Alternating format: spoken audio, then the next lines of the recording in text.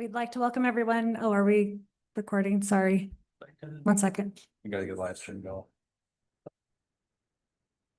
Am I still? Do you see this? Let's see, John. Like, I know I have nothing better than this.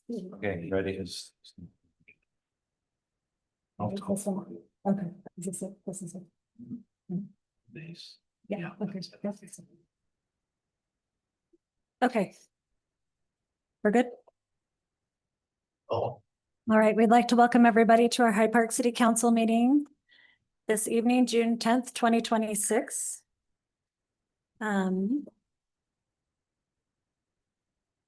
start with our opening ceremony. I'll turn the time over to Councilmember Allred. Thank you.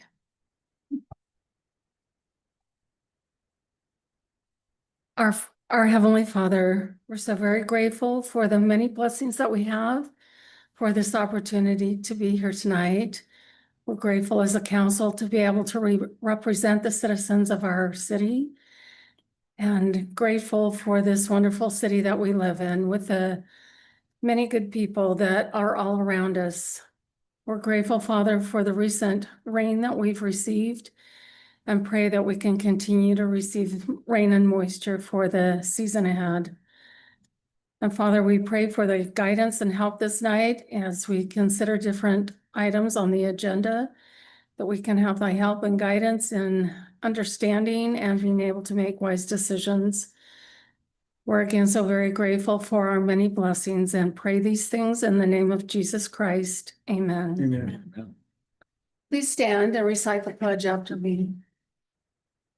I pledge allegiance to the flag of the United States of America and to the republic for which it stands, one nation, under God, indivisible, with liberty and justice for all. Thank you, Stephanie. Okay, we'll start with the acceptance of the minutes from our May 13th meeting, 2026. I'll start with Dave. Do you have any comments? I'm good. I'm good. Okay. Good. Carol? Good. Okay. I don't have anything to add as well. With that, I'll look for a motion to approve our minutes. I'll make a motion to approve the minutes from 5/13/26. We have a motion by Councilmember Allred and a second by Councilmember Brower to approve the minutes for May 13th, 2026. All in favor, say aye. Aye. Aye. Do I still vote? Okay. Any opposed? Okay, motion passes. Okay, now I'll look to approve the agenda for this evening. Councilmember Atkinson, I have one request. The first item under action items is consider development agreement with Visionary Homes for Aspen Grove subdivision. The city just completed a work session with Visionary Homes, and it's apparent that that agreement needs some work. So I'd like to request that that item be continued for a future meeting. And Visionary Homes also would like to request that we schedule another work session to continue to work on it with them. Yes, council. Are we in favor of removing this from our agenda this evening? Yeah, I'll move that we continue the first item there, consider development agreement with Visionary Homes for Aspen Grove subdivision. I'll second. Okay, we have a motion by Councilmember Fels and a second by Councilmember Osborne. All in favor, say aye. Aye. Aye. Any opposed with nay? Okay, So follow up, when can we get that work session scheduled potentially? do we want to do it? Beginning of next Wednesday? You want to do it before the next city council meeting? Tomorrow good? Just kidding. I was gonna say, what time tomorrow, Dave? Is 2 weeks from now a good time, or does the Visionary Express wanting to do it sooner? I think they might still be here, so I guess if you want to recognize them to come up to the microphone, you could. Guys, do you have comments on when you would like to reschedule this meeting? Okay, so we did in 2 weeks is another council meeting, is that right? Yeah, or we have planning and zoning next week. Yeah. I would say 2 weeks, give us a little bit of time to work on a few things and have something to come to that meeting in. Did we not already have something scheduled for? We typically have a work session scheduled to do general plan review and ordinance discussions on the fourth Wednesday. Right. It's up to the council if you want to continue that, if you want to have the general plan work session that day, or we can move one of the work sessions. It's really up to you. They're your meetings.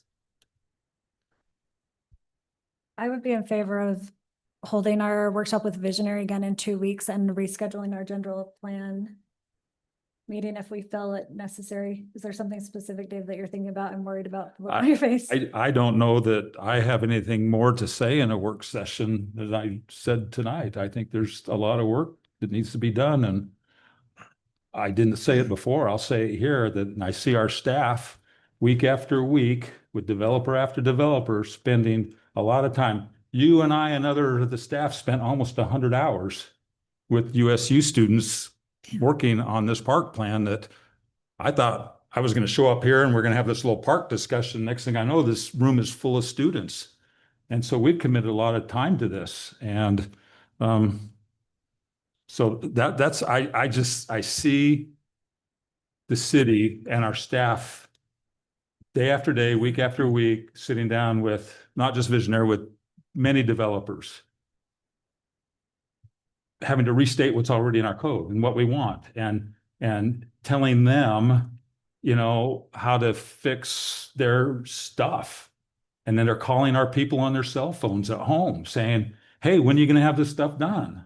And I don't know that, you know, if there's some specifics, then great. But I've spent hours already going through the development agreement with notes all over that things that I don't agree with. And I'd be happy to sit down or send them to you, but I don't want to spend a lot more time saying, I prefer transition zone. I prefer 40% commercial and mixed use.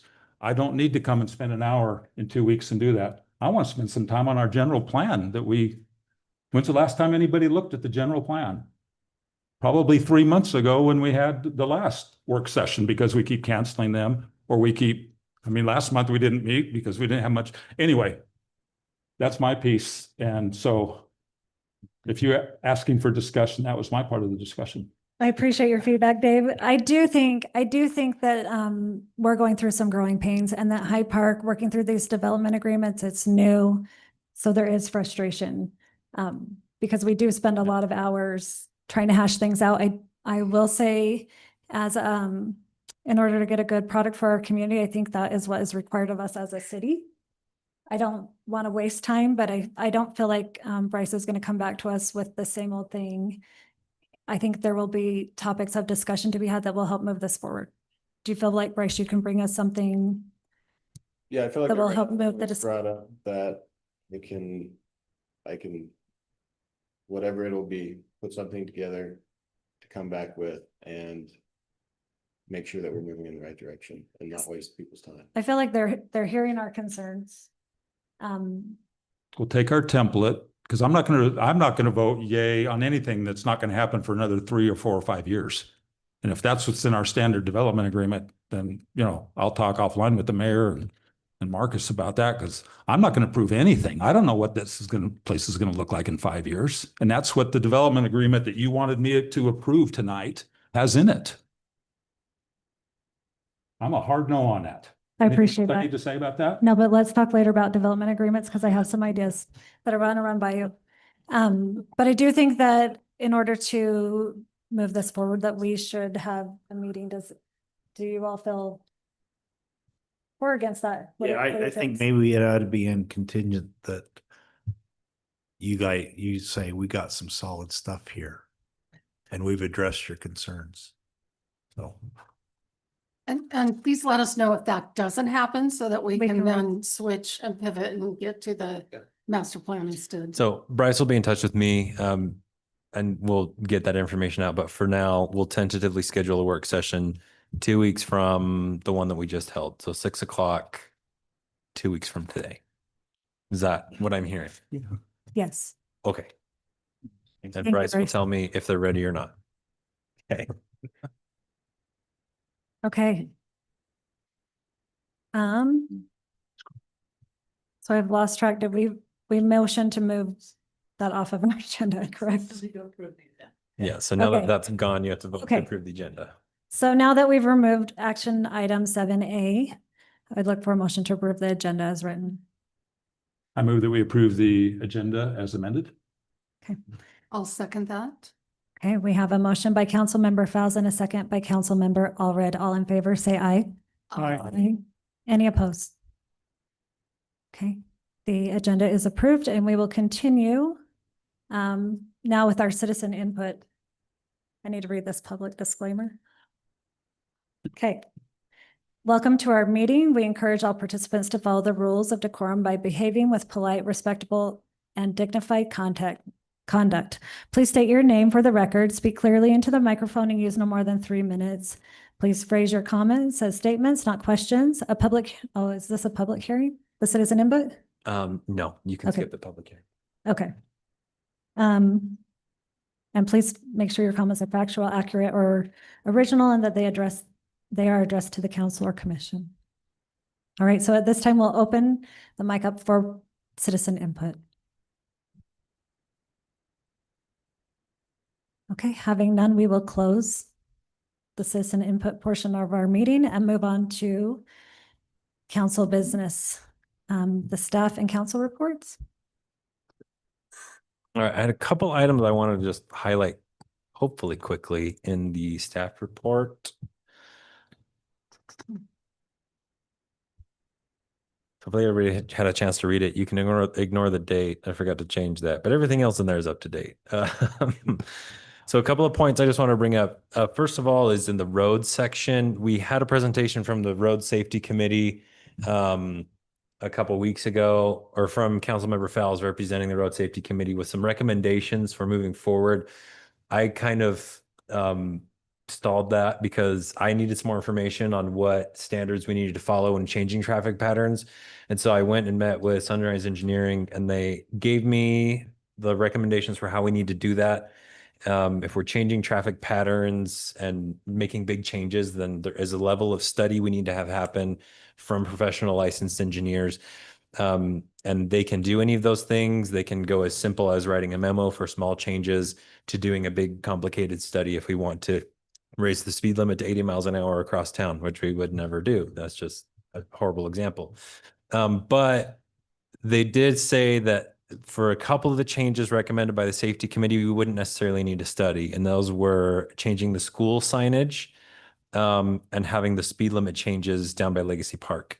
And so I just had a question for the council. I don't necessarily need an answer right now, but I spoke with Public Works. They're ready to do those if that's what the council would like to do. And so maybe tonight, or we have it as an agenda item for future meeting. We're just ready if you're ready to make a decision on those items from the Road Safety Committee. The next item I wanted to bring up quickly is with our water rates. We had a discussion about the water rates in a public hearing at a past meeting. There was one public comment requesting that we do a professional, maybe professional is the wrong word, a rate study from an engineering firm. So we went back to the city staff and kind of inquired about how the rate study happened. Our city staff or utility clerk already did a rate study. Maybe it wasn't, they're not a licensed engineer, so it wasn't to that level. But again, Sunrise Engineering is already doing a lot of stuff with our water master plan, with our water rates. They offered to do a professional engineering level study if that's what the council wants to do. They quoted us approximately $10,000 to $15,000 for that rate study. And so I just need, if the council wants to do a rate study, that's probably the cheapest we can get it for because they're very familiar with our system. And I would just need some kind of nod if that's the direction you would like us to go. Alternatively, we're pretty confident with the homework that our people have done, and we can prepare some kind of documentation showing how we came to our conclusions. That was On that is I feel like we've done a great study that Colette took her time and did a thorough study, and I feel like that's sufficient. okay. I think if you're offering to kind of share with us the process she went through, that would probably be good for me just to put my stamp on it too, or not.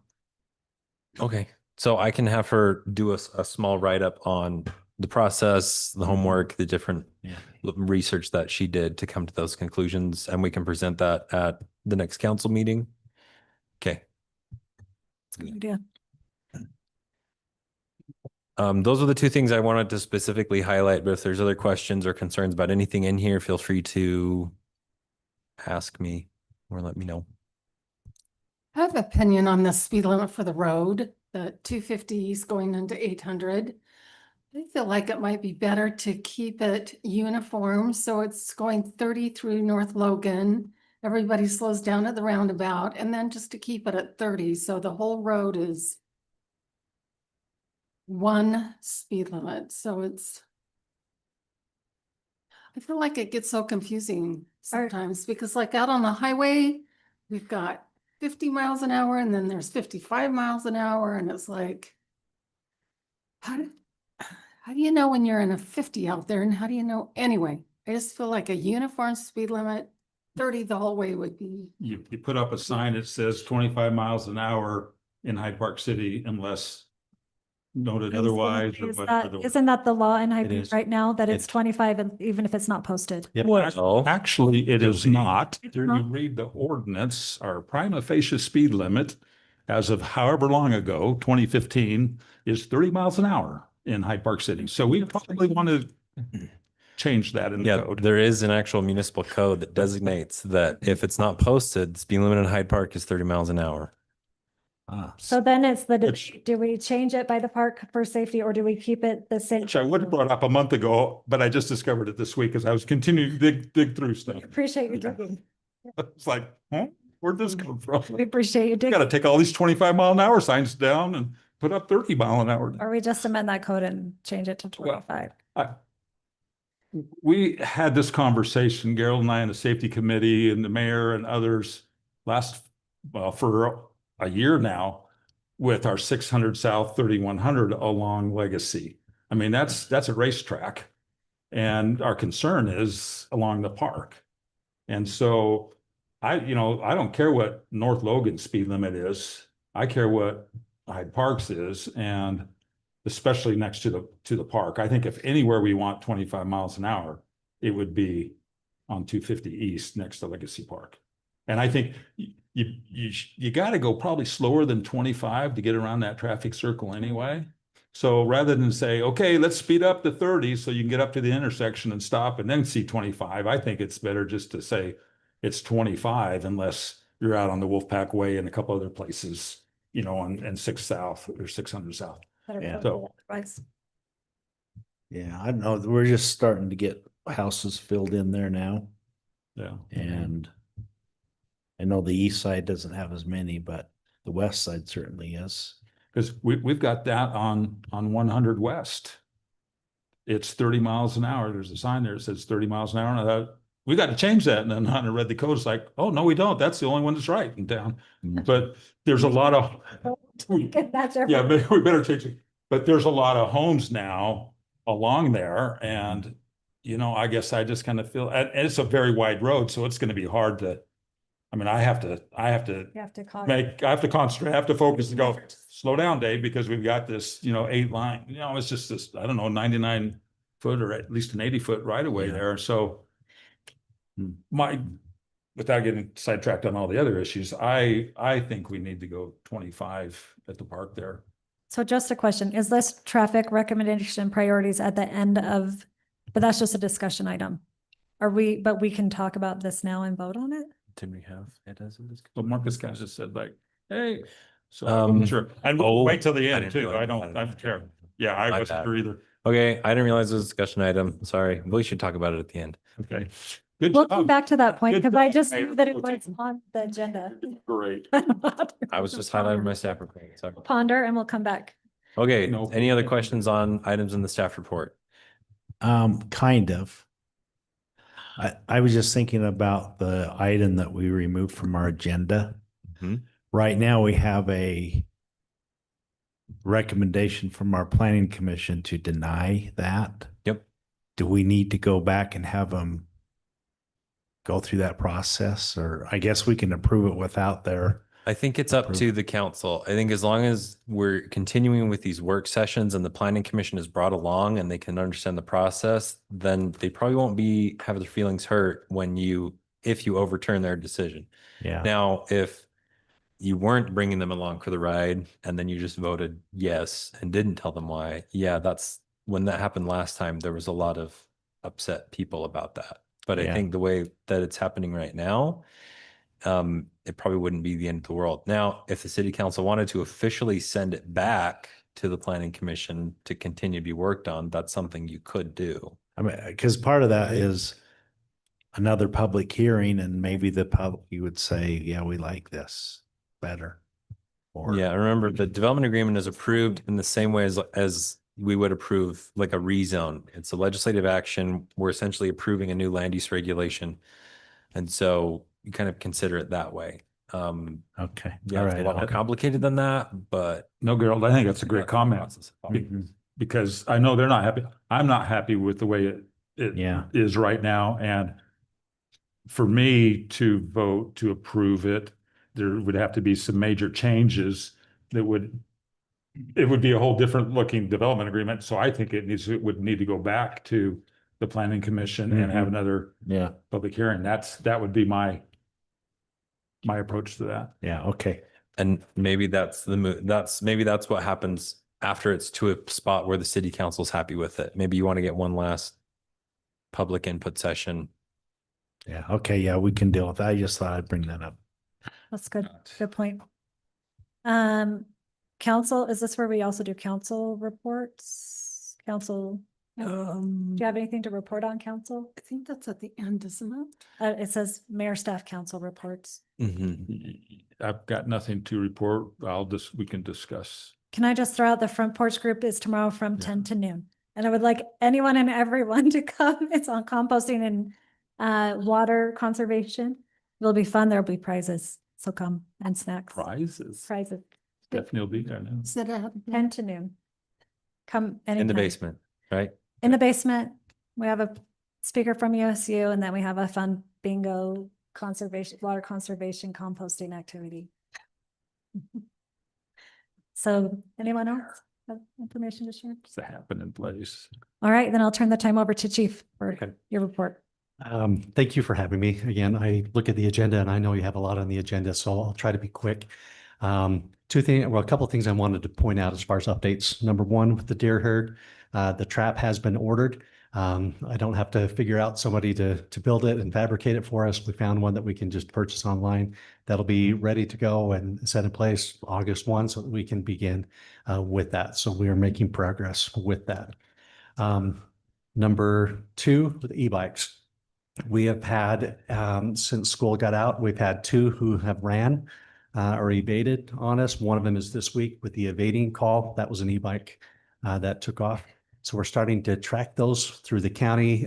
They've had, Cache County's had a few as well that have ran. Logan has not had any yet that have ran from them. But we're starting to track that to get some information back to the state legislators on that. Chief, can I ask, when you say ran, does that mean they literally dropped the bike and ran, or they're on their bike going wherever it is that you can't go in your car?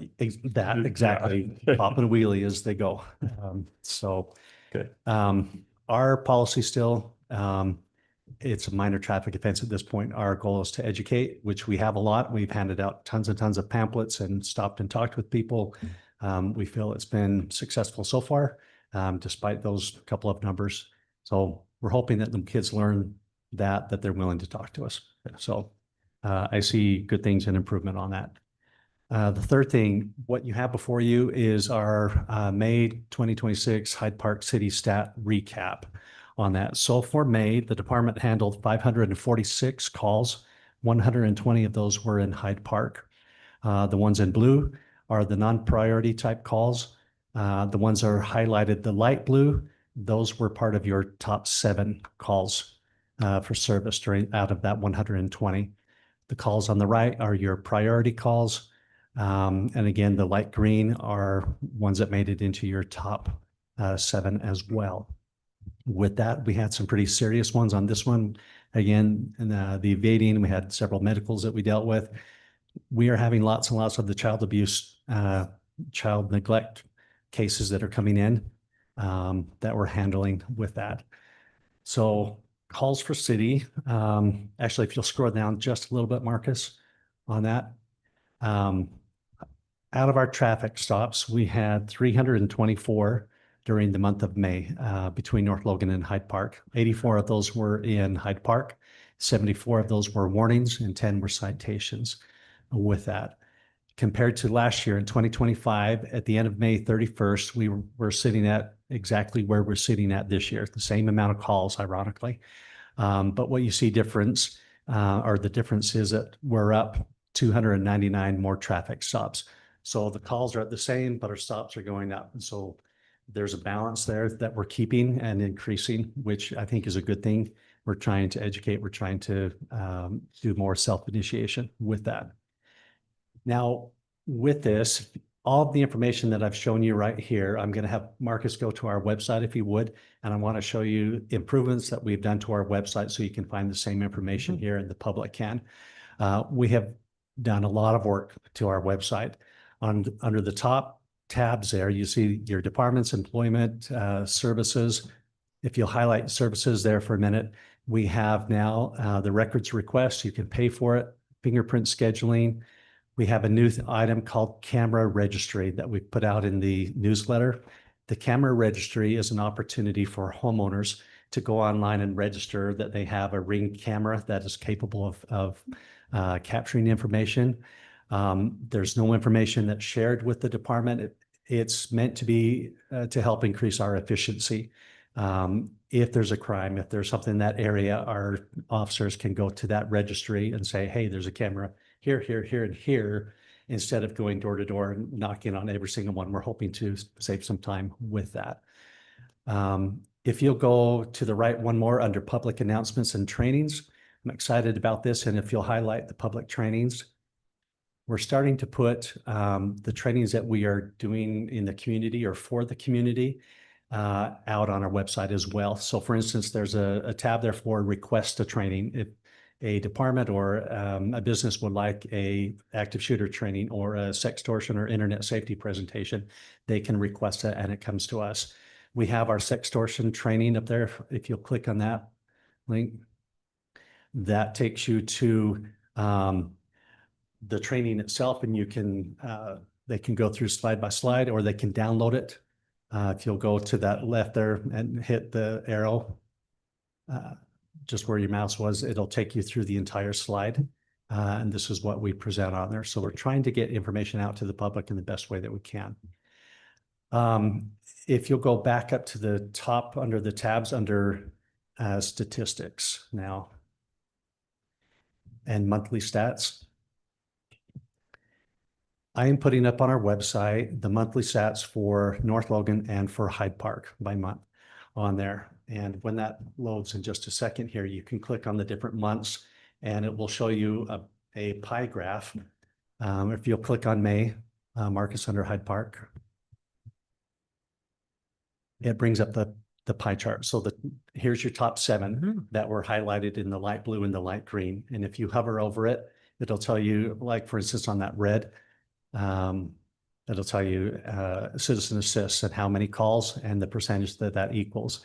And then if you scroll down a little bit further, there's a little tab there called show. You can show 10 entries at a time, or you can show all at a time. And it's this entire list that I'm presenting to you. So we're trying to be very transparent, very open with the public on what information and what is happening in the city for both cities on that. We also have up on there our 2025 annual report, and that'll be something that each year we end up putting on there. So again, this information is out. I still feel this is value or has value to you, so I can show you the priority versus non-priority, but in information you're trying to get to your residents, here's what's happening in the city, and you can go to our webpage. Very last thing that I want to highlight, and then I'll be done, is the victim resources tab. We have put links to the different victim services that are available. This was a new update that was required by law. We had to have some information up there on that. And so we have included links to CAPSA, to the utahcourts.gov. If somebody needs questions on how to get a protective order, how to fill that out, if you'll scroll down, there's Cache County Victim Services, there's CAPSA, there's Safe Harbor, a little further south of here down in Weber County. We've also included a safety exit. So if a victim is looking at these things and trying to figure that out and a potential abuser comes in, they can hit that safety exit and it takes them immediately to the weather pages, I think, where it goes to. So that hopefully they're not confronted on that to the weather. Nice. We've also added on the homepage to there a English to Spanish mass translation button. So they hit English or Spanish and it translates every page into Spanish or English, which is pretty awesome. So like I said, this is a great resource for our officers, but also for the citizens as they're looking to see what we're doing and what is happening in their city. And we're happy to update that as well. Do you have any questions for me or concerns or things that you'd like to see different on that? Okay. Good. Thank you, Chief. Yeah, Okay. it's really good information and I just appreciate our police department. I know they work hard for our community and their service is visible. So we appreciate all you're doing. Thank you. What do you do about scams? I mean, Yeah. old people are notorious for getting hit. Yep, they are. And I'm sure you get calls on that. How do you handle that or what do? We do. So actually there's a new law that is coming down for us, for all the police departments have to have a detective that's trained in Bitcoin and currency type scams with that. To that end, today we got Logan City put together a flyer that they're going to be posting and sending out, and then I can send out on what to do with potential scams. So that'll go up on our webpage as well. One of the trainings that we're working on putting together on our website is a fraud type training for things like that, for elderly abuse or elderly fraud. That is going to be going up on our website too. And people can request a particular training, you know, if a group or a home wants that, or even if a particular family wants to talk to us, they can get a hold of us through that. So Thanks. Okay. Awesome. Thank you. All right. We'll now move on to our action items. Action item 7B, consider the wastewater management master plan from Sunrise Engineering.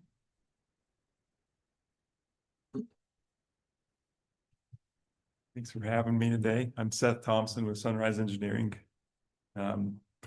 Just going to go over and run through what we did for the master plan, then I can answer any questions that you have, and I can stick around also for the public hearing if there's any other questions to answer on that.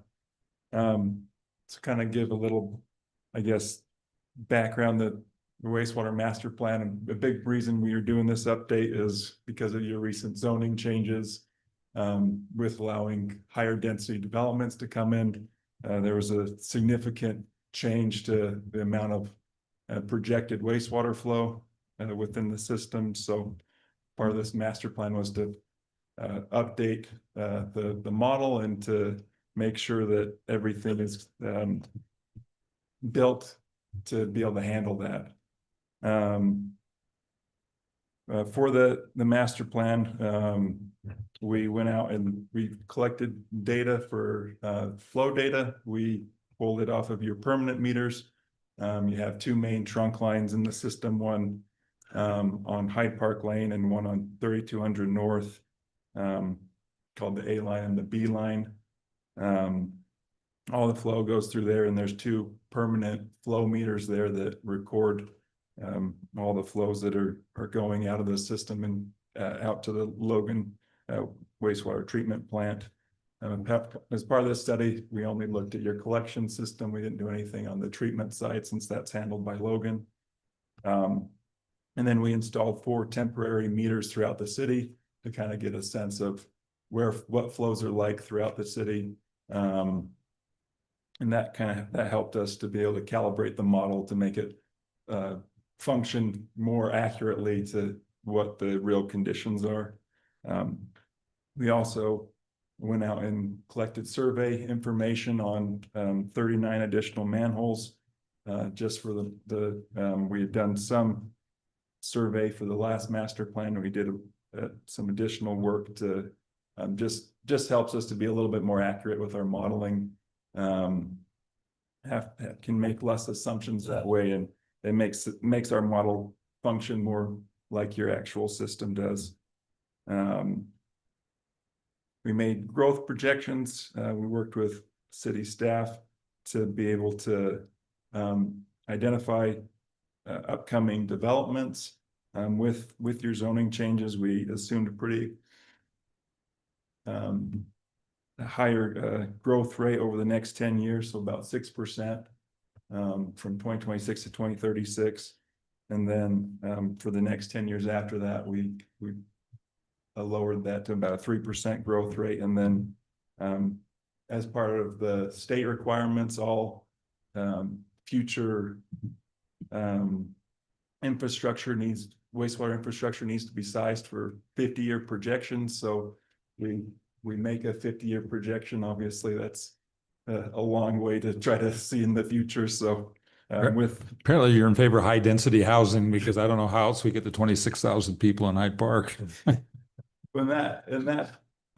Yeah, definitely higher density and adding more commercial along the highway and along Wolfpack Way. There's a few things that way that it is hard to project that way, but and yeah, so that the 2% that matches your historic growth rate. So that's where that came from. And then with our model, we took those developments that we have that have been proposed, and that's how we kind of assigned growth within our model. Tried to identify areas where there's potential for commercial and residential development to come in, and use that to model future flow conditions. With our modeling, a lot of it looked pretty similar to our previous master plan, just kind of expedited as far as the needs with accelerated growth rate compared to what was projected in the last master plan. The big current issue is the shared outfall line you had with Smithfield. That line with both your growth and we have projected growth for Smithfield, so we projected their flows as well. And with that, we modeled with that shared outfall line is the main one that has issues currently. Our 2036 model starts to expand those issues on that line get more severe, and A and B lines start to see some capacity concerns as well. And then 2046, the A and B lines start to be a little bit more with a portion of the A line being in poor condition because of projected flows there. And part of that, with this model, we then made assumptions for what capital improvement projects would help alleviate some of these concerns. The main one being the shared outfall line, replacing that. And that there's an agreement with Smithfield on percent ownership of that line. And so that's the kind of the main capital improvement project for what we recommend to be replaced. Since your last, I guess I'll note one thing since your last master plan, the city is the only project that's been addressed on that list was the Wolfpack Way section. The previous section that was on the master plan, that's been installed. The remaining projects are the same except for Wolfpack Way. We've added that in for the future extension so that as that road gets built out, sewer would be installed within that to pay for that new, and that's all impact fee eligible since that is fully pushed by growth. And as well as the 700 East extension, that as well would be 100% impact fee eligible as that road extends, putting sewer in that road. The other projects are the 4400 North line. This would alleviate some of the flows that are projected to go into the A line by adding an additional line to the north of the existing system, where this would all service new connections that would be fully impact fee eligible. And the timeline on that project is really just kind of development driven. But where a lot of the growth seems to be happening up kind of in the northeast corner of the city that would go into that line, it's hard for development to pay and put in that line. That's a lot of infrastructure for, you know, development up there to put that whole line all the way down. So our recommendation would be for the city to facilitate that. That would help open up that area of the city to allow for growth, and then it's not just getting piecemealed as development comes in.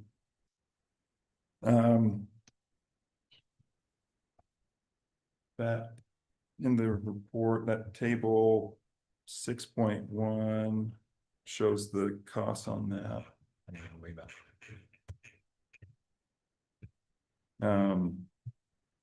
It shows the cost for all those projects. On the outfall line, we split that into 3 separate portions, since coming all the way from Hyde Park Lane all the way out to the lift station in Logan is quite a large project. We split it up in 3 sections, and that could be done in any number of combinations. We just did that to kind of do it more in bite-sized chunks, but this table shows the development cost on that. And for the shared outfall line, our future development assumption was just based off of how much is future growth versus how much is existing. And the remaining projects were just all driven by development.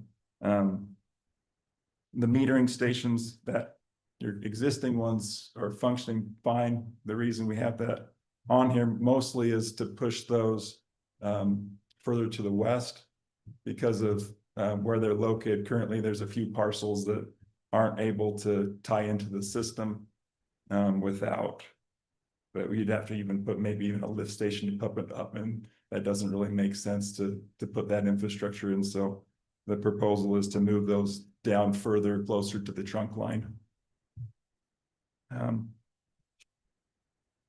With that, the total for all those projects is about $15.7 million. And of that, about 12.4 million is for future development.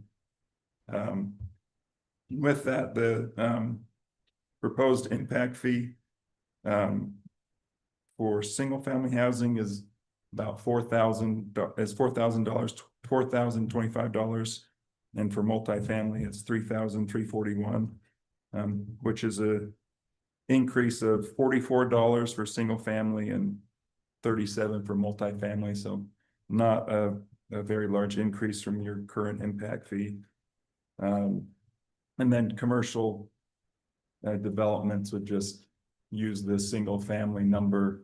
And we just use the assumption of 245 gallons per day per single family house, and for commercial development, they would just put in their calculation of how many gallons of wastewater their development would produce to be able to assess those impact fees.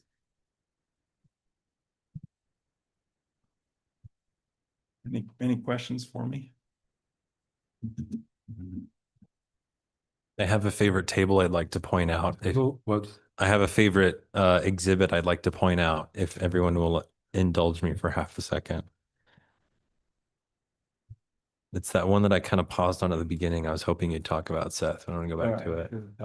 Yeah. The daily flow unit hydrograph in section 2.2.2 is my favorite exhibit in this whole study. It sounds pretty nerdy, but it shows from all the meters that they put in, based on the sections of town, when the flows of the wastewater happen. So you can see the times when it peaked and when we don't have much wastewater use. So I just think it's super interesting. And it. Yeah, we They just- show a pretty similar pattern too, which is what you would expect. Some of them are, the peaks are a little bit higher and the troughs are a little bit lower.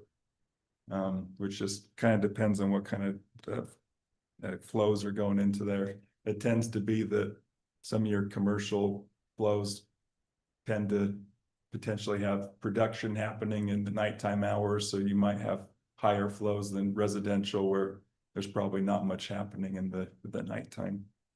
You can tell when people wake up in Hyde Park, huh? Oh, yeah.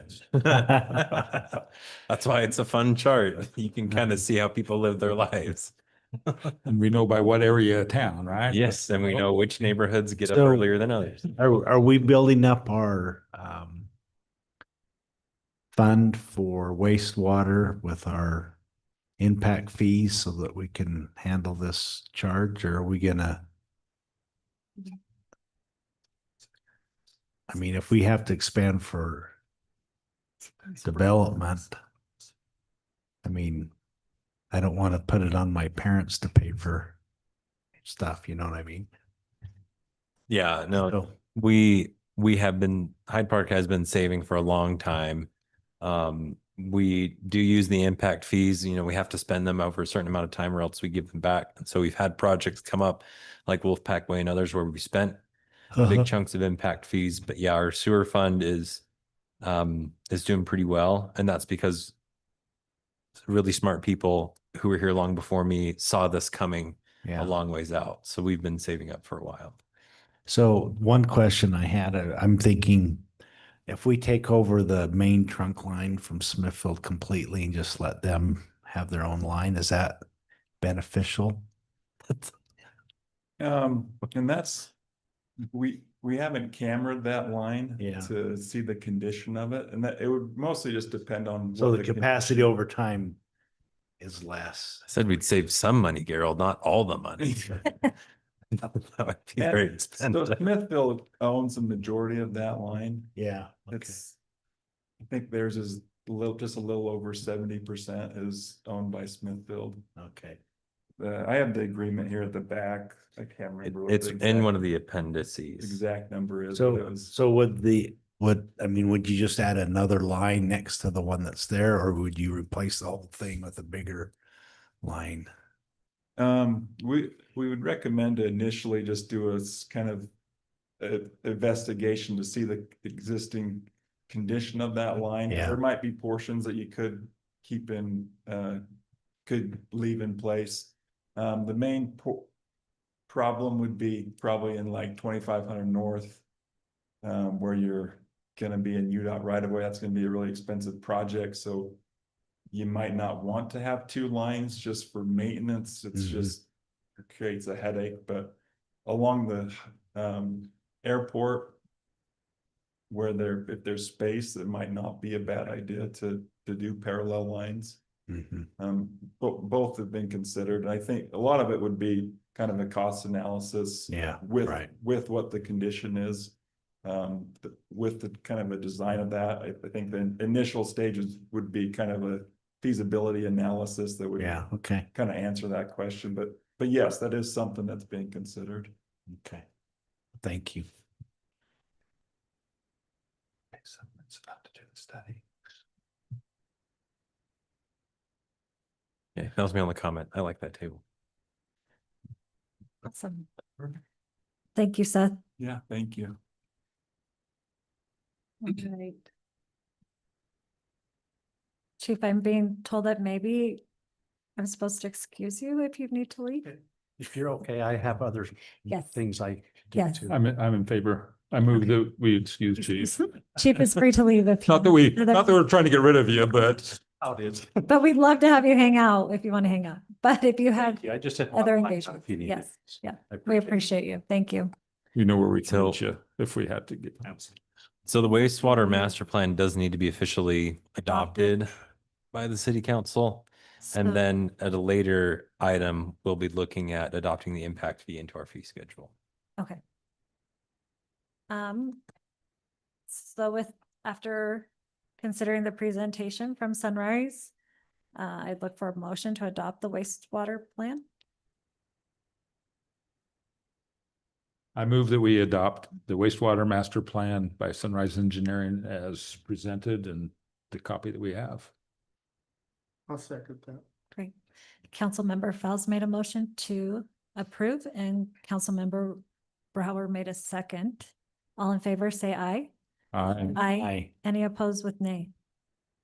Okay, motion passes. Do I have to give a count? Or do you just have to say motion passes? Do you have to say? who It's fine, voted? I counted. You count. Okay, Donya's got that. Thanks, Donya. All right.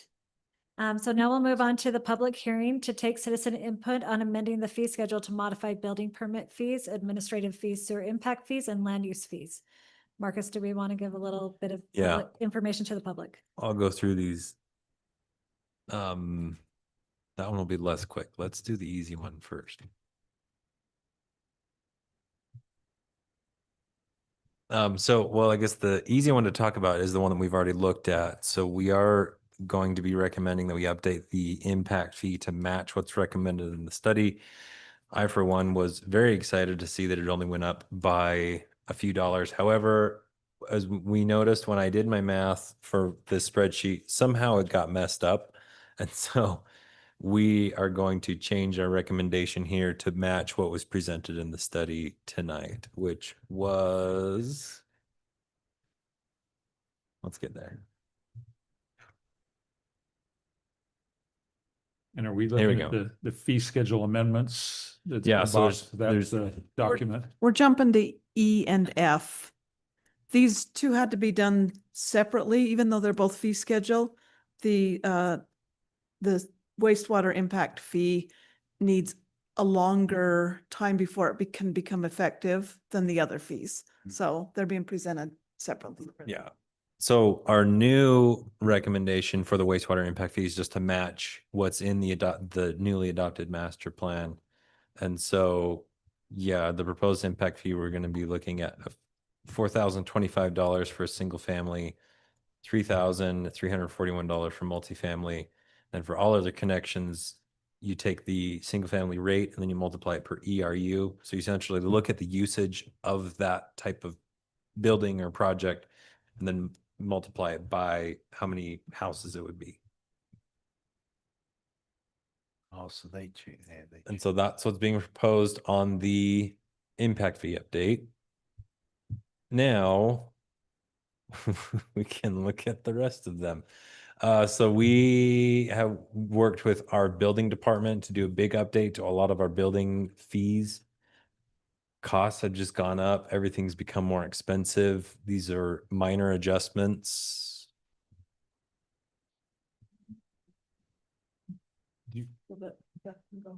Oh, that's a good idea. Does the council want to approve the Sure. resolution for the wastewater impact fees? And then we can let Sunrise Engineering be excused as well. Oh, yes. Oh, Yeah.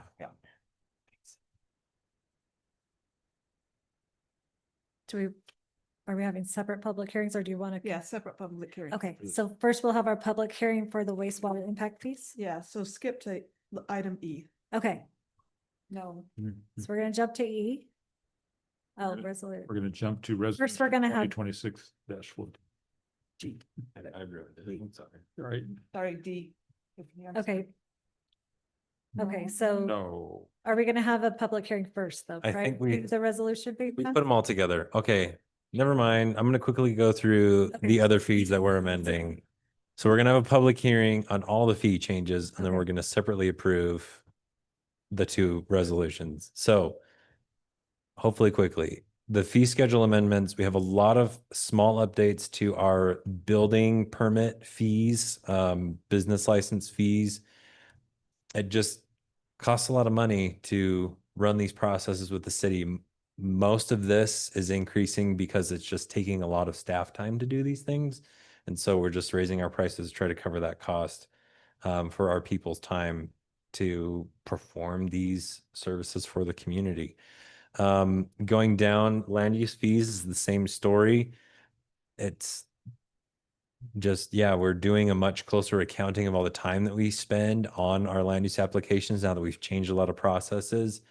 And so Mikkel has gone through and proposed changes to all these fees to just match more closely the time actually spent. One new one that we're introducing is sign permits. We had a blanket fee for all sign permits of $250, but we felt like that was too much. And so now we have a permanent sign permit that's 200, and then for temporary sign permits, just $25. What's that infrastructure permit? $820 up to 5 acres. What is that? So that's a new one. Previously, we just had like an infrastructure inspection fee. So when a developer finishes all of their pipes and roads, they would call up the public works director and the city engineer and say, come look at my infrastructure and make sure it meets the public standards. And then it's your problem in a year. And so what Mikkel did is she's created this new infrastructure permit and infrastructure and grading permit as a way for us to track that. So the developer would then upload documents with all their bonding information and, you know, the pre-construction meeting notes and things. And then that's a way where we can charge them that inspection fee up front so that we're not losing out on having that covered by the developers in the long run. So that's also a new one that we've added here.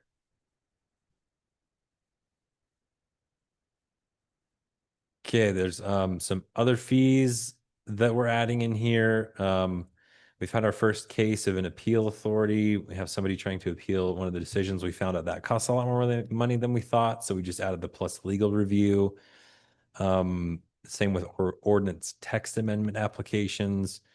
And then we also have added a zoning verification letter. That's a new piece that we've added to our building permits. It's supposed to help speed it along. A lot of the times with a building permit, it will get stuck because there's multiple people to have to review. So our new requirement is the person applying for building permit gets a zoning clearance letter to get all the approvals up front. And then they turn that stamped letter into the building department. And then the building department just has to do their review of the site plan, and then they can sign off and it's good to go. So that's working well. People are not liking the change, but ultimately it is helping the process go a little faster.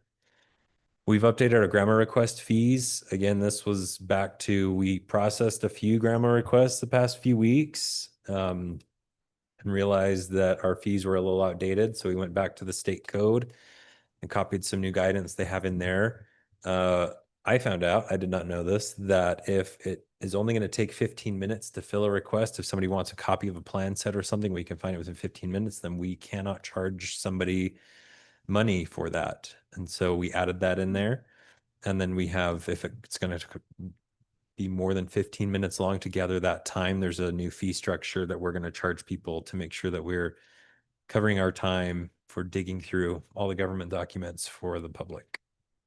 How often does that happen? Just curious. It's been interesting. I've had at least one a week for the past couple months. Okay. Sometimes we go months without any, so it just depends. Okay. Well, thank you. I do like the idea of gradually raising prices rather than waiting and then having a big jump. And I do have a question just back on boundary. No. On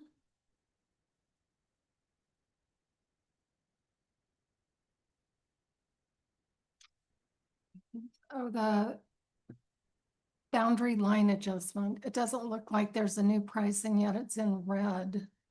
I The think price. that might be because the price is not changing. Okay. We went through and did these. Yeah, when we did our first round of reviews, if the price wasn't changing, we just left it off. Okay. But if it was changing to 0, then we would have written 0. And do you really have to get a permit to change your water heater? I see one here for a water heater replacement. Where's that? Is that in the Building building permit, fees? Foxtrot.3.1, building permit fees based on valuation. I don't know how often we do those, but it's been in the fee schedule for a long time. I mean, And the building department said, we're going to up that by $25. And we said, okay. Generlink, I mean, we got fees on here that I'm going to approve that I have no idea what they're even for. And like, you got to get a permit to get a new water heater replaced. I mean, that's what that's how I read that. Yeah. That's confusing to me. I don't know. Yeah, and most of these are pulled from a database of fees that the state puts out every year, and we just kind of have to adopt them Okay. based on the type and the types of permits. I honestly don't know how many people get a permit to replace a water heater or to do a general link. I don't know if we've had any since I've been here. Yeah, if you didn't know you needed to, I guess you didn't. Anyway, And I'm good. I'm typically- just curious. We don't send our building inspectors to knock on people's door to ask them if they came and got a permit to replace their water heater. We have much bigger fish to fry. You don't reach out to all the water heater replacement companies in town and say, hey, did anybody Should get get- Hyde Park? I guess if a citizen wanted it inspected to make sure it was safe, then I think that's fine. They could do that. Yeah, That makes sense. we're typically more busy with other types of inspections. We're not Yeah. policing water heater installs. Are all these things, recommendations, pretty much you're following the state guidelines as far as prices No, well, with, you know. if we're painting with a broad brush, the recommendations are either based on requirements from the state or recalculation of staff time. And now we have a better idea of how much it costs us to do these things. And so we narrow it down. I should add that Darren, all of the building permit fees, Darren did a big study. I should have put it in box for you. He showed what all the other cities are charging. He did a lot of research and so he has a lot of data to support all of those changes that he's making. And those building fees, those apply to other towns like North Logan and the other cities Yeah. that we do. And I guess there's some way that they get notified that. Yeah, they'll be Yeah. updating theirs as well. One last thing, we had in here a change to public works fees for an excavation permit. We're actually going to be removing that one completely. Yeah, I'll just save you the story. We decided we're not going to do that one anymore. So you want the story? Okay. I'll get it we're- later. I'll get it later. Short version is we wanted to charge people more money because we wanted to work with a specific company to do compaction testing for our roads. And our city attorney said, you can't require people to work with one company only. And we said, okay, so we want to wipe that out. And we're going to figure out another way to make sure that we get good compaction testing for our roads. Okay. Okay, so now we're going to open the public hearing Yes. to take citizen input on amending the fee schedule and modifying the building permit fees, administrative fees, sewer impact fees, and land use fees. So again, we encourage all participants to follow the rules of decorum by behaving with polite, respectful, and dignified conduct. Please state your name for the record, speak clearly into the microphone, and use no more than 3 minutes. Please phrase your comments as statements, not questions. A public hearing is an opportunity to share facts and information about the topic and not exchange or not an exchange or dialogue. Please make sure your comments are factual, accurate, and original, and that they are addressed to the council. And you will have 3 minutes. We will open the public hearing at this time. All right, with no comments, we'll go ahead and close our public hearing. And we will now consider the resolution 2026-10, a resolution amending the Hyde Park City fee schedule to modify the building permit fees, administrative fees, and land use fees. I feel like we had a fair amount of discussion. Does anybody have more questions or comments? I move that we adopt resolution 2026-10, amending the Hyde Park City fee schedule to modify building permit fees, administrative fees, and land use fees. Okay, we have a motion by Councilmember Fowles. I'll second it. Okay, and a second by Councilmember Allred. All those in favor say aye. Aye. Aye. Any opposed with nay? Motion or the resolution is approved.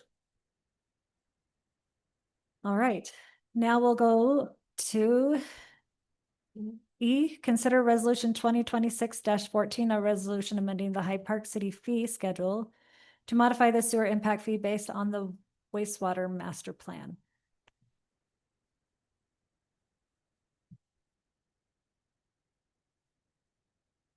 I'll do it again. I move that we, Wait, I think we have to have a public hearing for Oh. that one too. did we not? No, that's Actually, another, both. that was Just a just. public hearing. Yeah, it's enough.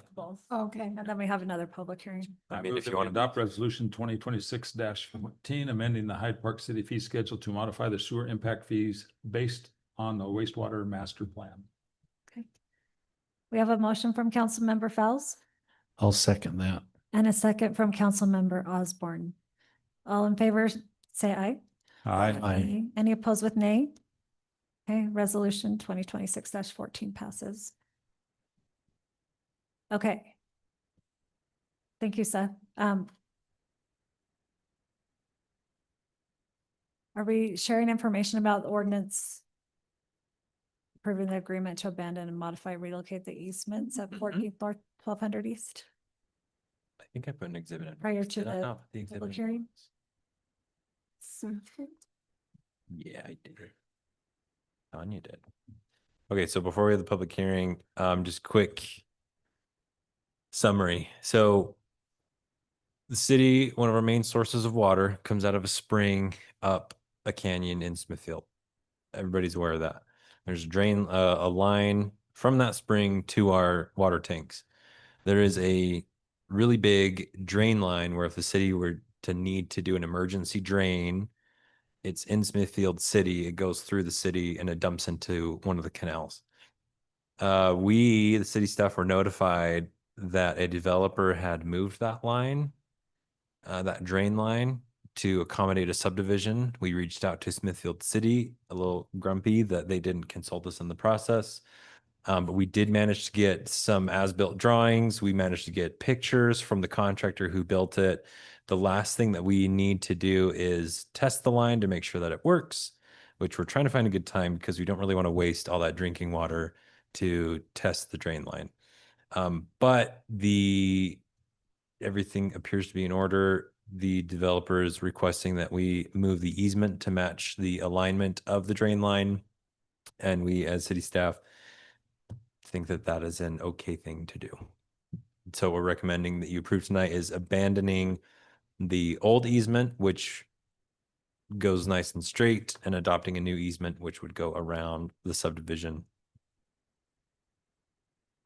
And we think it's okay to do that before it's tested. I mean, it's been moved. It is what it is, right? It's not going I was back. gonna say, I mean, it's been done. It's kind of like a chicken and the egg thing, right? Or a horse and cart thing. Yeah, our attorney basically said, well, at this point you have two options. Option number one, we work with these people and make sure that the line drains and does what we want it to do. Option number two, we sue them and we make them put it back and they lose a lot in their subdivision and we spend a lot of time in court. And so we said, well, how much was our budget for legal this year, Danya? Just kidding. So yeah, we've been in discussions with the developer. They've been pretty good to work with. We had a little bit of a rocky start. We were a little upset that this happened, but once we realized that they weren't intending any harm, there was just gaps in communication, we felt like we could recommend that we move forward with this. So did we have that easement recorded and everything? Oh yeah. Sure it was. It's 1936. And 37. you know, when we reached out to Smithfield City to kind of say, hey, why didn't anybody talk to us about it? We never got a great answer. I am going to sit down with their city manager very soon and just kind of let them know that we weren't happy with that. And in the future, we need to be notified. We really do have a great relationship with Smithfield City. We don't feel like this is something to burn a bridge over. We just want to make it really, really clear that if there's another development that wants to encroach on our drain line, we want to know from day one. The other thing that we realized is this probably could have been fixed in a week if we would have been brought in at the beginning, but now it's taken us like 3 months to get this figured out. Probably, I think more than that. So yeah, we learned a lot of things from this, but ultimately we just feel like it's kind of a situation that we can either go to court with this developer or we can figure it out. Cost to move the pipe and. The developer moved it all at their expense as part of the development. We were just contacted after it was all done saying, hey, sign off on this. And we said, on what? But it's, yeah, we've smoothed it out. It's, But it still hasn't been tested. we still haven't tested it. But we did confirm that it was built according to APWA standards. Like I said, we got a plan set and then we reached out to the contractor who built it, and he actually he ended up taking pictures of the whole thing. And so he was able to send the pictures to our engineer and our public works director, and they confirmed that, yeah, it appears that it was all built properly and according to APWA standards. So yeah, the last thing our attorney recommended is that we test it. So we're trying to, we were going to test it, but then we have like a water crisis this year or something. So we don't really want to dump a bunch of drinking water down the drain. So we're trying to figure out how we can do a test and still be responsible with our resources. And ended and say, if there's problems in the future, you're on the hook. Are we just agreeing to the relocation of the easement, not to the fact that it's a working? Yeah, we're We're working to abandon the fine. easement, we have to have that voted on by the city council. What we've kind of proposed back to the developer is, yeah, we'll let the city council vote to move the easement, but we as city staff don't want to sign off on this and kind of make it our problem until we've actually tested the line. And so we're working out, I've got emails back and forth. I even had one tonight with the developer just saying, hey, yeah, we're trying to find a time, trying to be strategic about it and figure out when we can come test that line. So we'll keep you posted. So there's not a real like push to get this done. Well, the developer's really excited to get this done because he's got somebody wanting to buy that lot that this easement crosses over. So- And so he's very excited to get this done so he can sell the lot in his subdivision. Which I don't blame him. That's why people develop their land. So the main thing we're testing, does it leak and does the water flow in the right direction? Yeah, and can it handle the capacity? Because I don't know all the numbers. If we had Scott Archibald from Sunrise or Brett, our public works director here, they could tell you all the PSI and everything that flies through there. But essentially, it sounds like if we had to open that thing full blast and there was a problem in that line, we might end up washing out a house. Like it comes out pretty hard and fast if we needed to. So that's why we really want to test it before we officially sign it. Can we push that testing back until like October, November? Right. So that's why we're trying to figure out when we do the test. And it's the only way to test it, basically water out of our water line. Yeah. Yeah, there's no other way to like get Like water. you could get a water truck and find a way to dump it in, but gotta you get wouldn't get the full pressure impact off of right. everything all the way from the spring to that point. All that pressure, man, that's, yeah. Yeah. So yeah, again, I think just as a procedural step, we recommend that the city council votes on adopting this, but with kind of the understanding that we as city staff are going to take this from here and we are not going to let the developer off the hook until we've had a chance to test the line. Does that come back before us? I guess it could. I don't know how would you want that to be The presented? Final report after you could be Yeah, part of your we- staff report? I mean, I I don't know could do that that. once they test it and if it's working, I don't know what we're gonna do with it. other I than mean, we if would it's want not all that working, we'll information. know really quick because that lot's going to get washed out and you'll probably hear about it somewhere. But again, it sounds very dramatic, but we do have confirmation that everything was built according to standards. So we're assuming that it's going to work. It's just our attorney said we need to have that tested before we officially sign off, because the last thing we want is somebody to build a house, then there's an emergency and we have to kick that on full blast and then somebody's house gets washed into the road. We don't want that to happen. So question, we're voting on an agreement to abandon the old easement because they've already moved it. They've already moved the pipes. Yeah. What is the modification? And then, It says modify. well, and then down in paragraph 6B, so 6A shows that we are abandoning it, and then B says that we are now getting a new easement. So the modification is just the new easement and the relocation is recording it Mm-hmm. as the new location. Is that what So, is that what that statement is saying? Okay. So we need to now have a public hearing to take citizen input on approving ordinance 2026-08 and ordinance approving an agreement to abandon, modify, and relocate easements located at 14 North, 1200 East in Smithfield. Same rules apply. Please state your name. You'll have 3 minutes. I will now open the public hearing if you have any comments. Come on, one of you two. Come No on, one? say something. No comment. Okay, with that, we'll close the public hearing. And Man, you let us we'll down. consider ordinance 2026-08, an ordinance approving an agreement to abandon, modify, and relocate easements located at 14th North, 1200 East in Smithfield. I make a motion that we approve the agreement 2026-08, knowing that the city staff will follow through on testing the line. Prior to sign. Yes.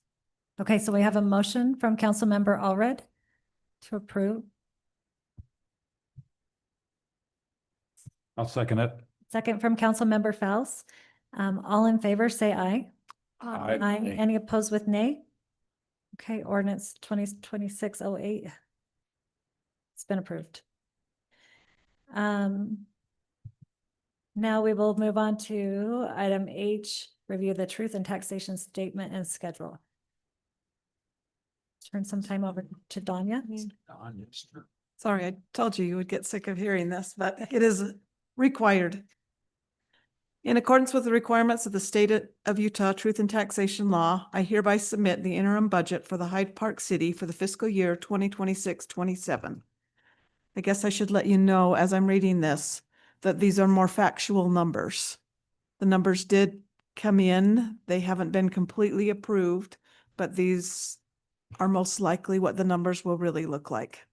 Anyway, the interim budget has been prepared in compliance with applicable provision of the Utah Truth and Taxation Law and reflects a thorough evaluation of anticipated revenue, expenditures, and the operational needs of the city. As required by law, a property tax impact fee schedule has been prepared and is included in this interim budget. Oh. Hyde Park City is considering a property tax increase of approximately 9.74%, which is projected to generate an additional $95,185. General fund increase of the same. Estimated impacts to taxpayers based on a $599,000 average home. Residential approximately $32.29 annual increase. Businesses approximately $58.70 annual increase. Hyde Park is considering an increase in the certified tax rate to 0.00110, bringing the current estimated property tax rate of $973,219 to an estimated $1,068,404. This outlines how the impact if it is not adopted. The Public Works Department will not be able to hire an additional employee to help run equipment, etc., and the city will not be able to repair additional sidewalks and curb and gutter. And then there is the notice here. I'm not going to read all of that, but we will hold a public hearing tonight to approve the interim budget. And our truth and taxation hearing will be held on August 26th at 7 o'clock here in the council chambers. And that and the budget will be the only items on the agenda. I was worried. I was like, is it now that we can't talk about anything else is next? Thank you. Now you can look at the budget. Okay.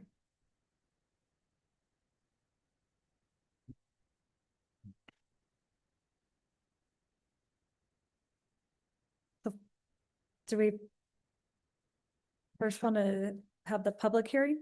Yes. Okay, so now, again, we're going to open the public hearing to consider Resolution 2026-11, a resolution adopting the official 2027 fiscal year interim budget ending June 30th, 2027. So with that, same rules apply, and we will open the public hearing. Comments on the budget? No comments on the budget?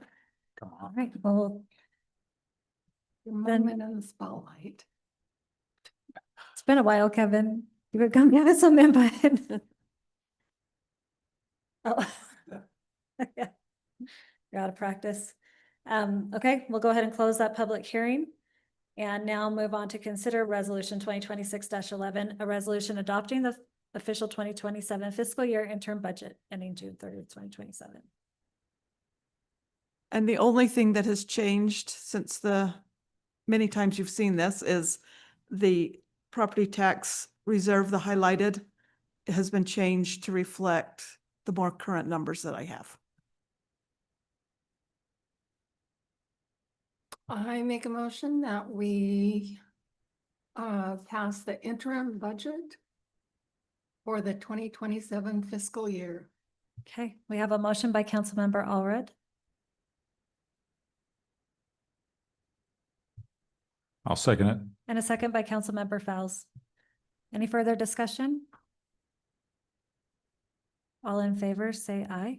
Aye. Aye. Any opposed with nay? Motion passes.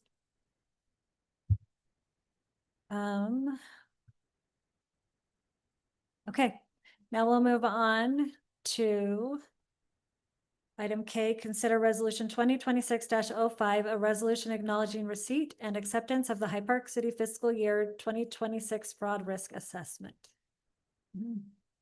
Donna? This is, you probably remember you see this every year. This is something that we have to have, that you have to review every year and say that you have seen this.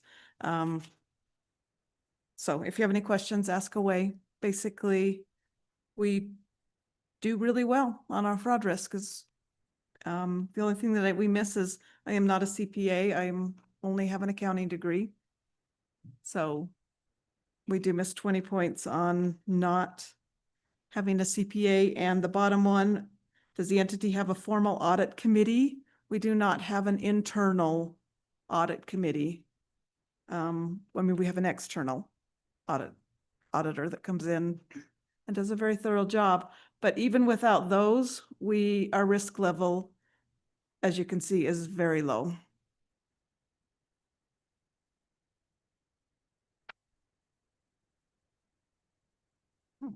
We have good checks and balances. Yes. That's good. Do you think there's anything we can do to improve it? I mean, it looks pretty good, but if we were going to implement anything, would there be anything you recommend? I Like guess. Tanya got a night school or something? Yeah, yeah. Like, let Tanya become a Would the CPA? city like to pay for me to become a CPA? I don't. We could form an internal audit committee. Although I feel like our external audit does, I mean, they check all of this when they come and do that audit. So I feel like they do a pretty thorough job. Maybe that's for a future day when we get a little bigger. Yeah. Well, I think that looks pretty good. We don't have to have a public hearing on that, so Well, I move that we approve resolution 2026-05, acknowledging receipt and acceptance of the Hyde Park City fiscal year 2026 fraud risk assessment. perfect. I'll second. Okay, so we have a motion by Councilmember Fowles and a second by Councilmember Osborne. Any further discussion? All in favor, say aye. Aye. Aye. Any opposed with nay? Okay, and motion passes for resolution 2026-05. All right, and now we'll move on to L. Consider resolution 2026-12, one billing invoice per meter, continued from January 14th, 26.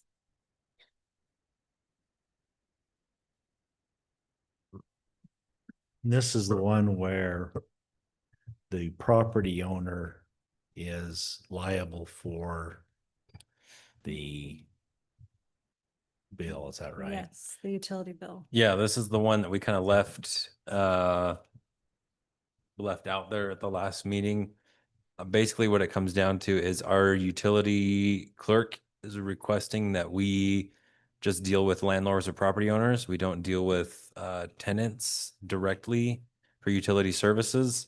The chief reason being, well, as you can see here, splitting utility charges on rental accounts, sending multiple bills for a single meter, requiring tracking or refunding tenant utility deposits, It's been kind of a, maybe like a headache right now. It's not necessarily something that's really hard to do, but we've got, I don't know how many, 100, well, more like 50 townhomes that are about ready to come online. They're all going to be rentals.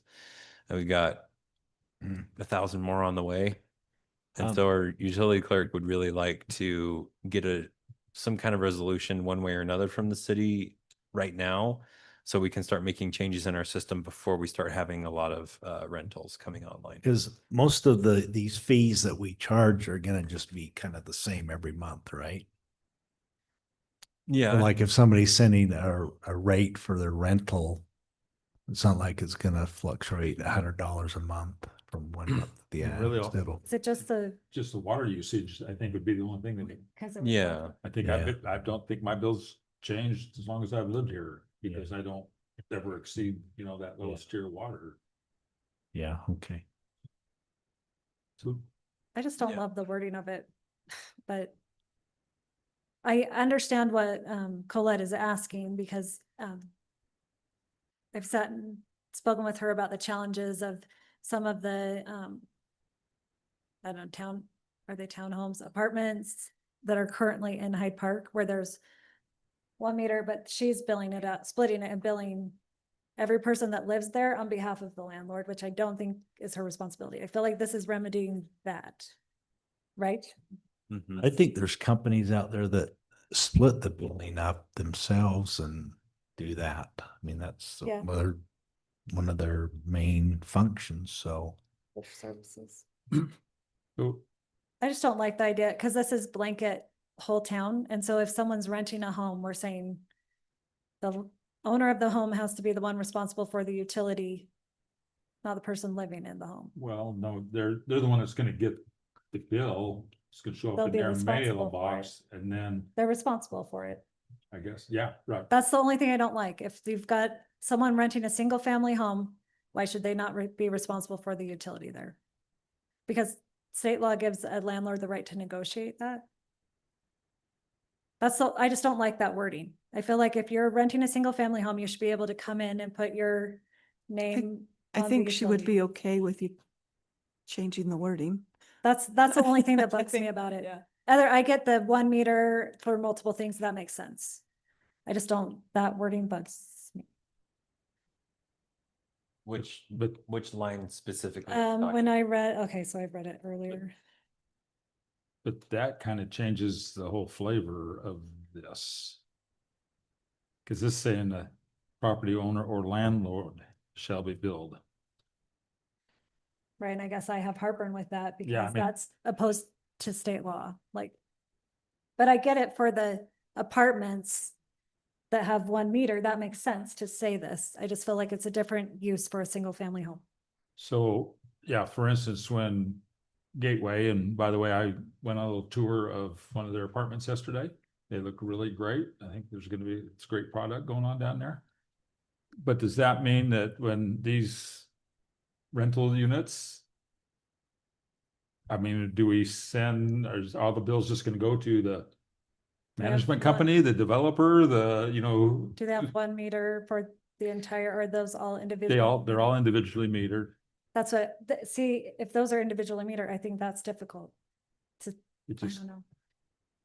I feel like it should go to whoever living yeah, in there. talking to Colette, though, there's also been on occasion, I don't know how often that happens, but that a renter just gets up and leaves and doesn't pay that last bill.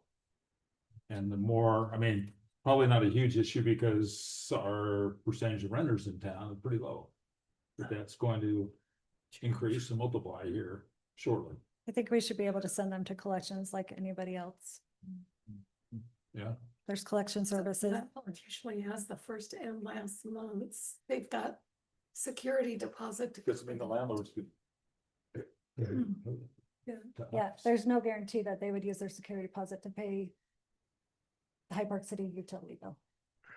Yeah. There's no insurance by putting it on the landlord. Yeah, and then we've got to go find the landlord. Yeah, and it's just you have to more track time them for down. Colette. They might not even know there's a utility bill. Like, there's a lot of, Like, go find out, yeah, from us if the renter moved because Yeah. they haven't paid their bill. Sometimes renters up and move and don't even tell you. Right. It happened to me this fall. I'm sorry to hear that. So it's just not me personally, but in our. Yeah. it's- So what if it was changed to say something like, we have the first line stayed the same, one utility billing invoice per meter.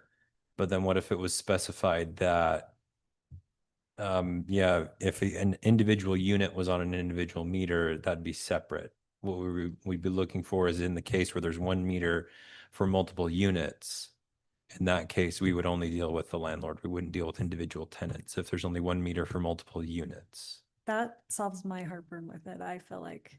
Okay. But I do, and I feel like I understand what she's trying to do with this, and I support that.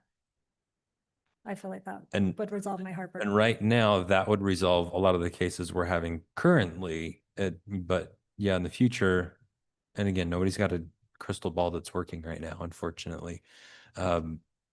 Assuming we have we'll use the gateway just because that's going to be the next one that's up and running. They're going to have a professional property management group. We're assuming they're vetting the people who they come into their housing. And one of the things they're asking for is to have the city consider letting them do maybe like a restricted housing amendment to their development agreement. We're looking at that with them right now. So we know they're going to be keeping a close eye on it. It might not be a problem with them. So, I mean, that would at least put a resolution to the problems that we're having now with the units that have multiple tenants on a single meter. Do we have a lot of those? There's a handful. Enough that it takes a lot of Colette's time. Like if we compare the amount of time that's spent on the handful that we have compared to the rest of the city, it's very imbalanced. Colette's spending a lot of time babysitting, tracking and following these multifamily units we already have grandfathered throughout town than she spends on regular single family housing that we have for the majority of the town.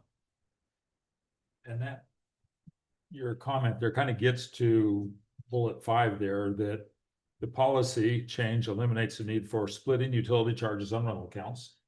So we just don't split it.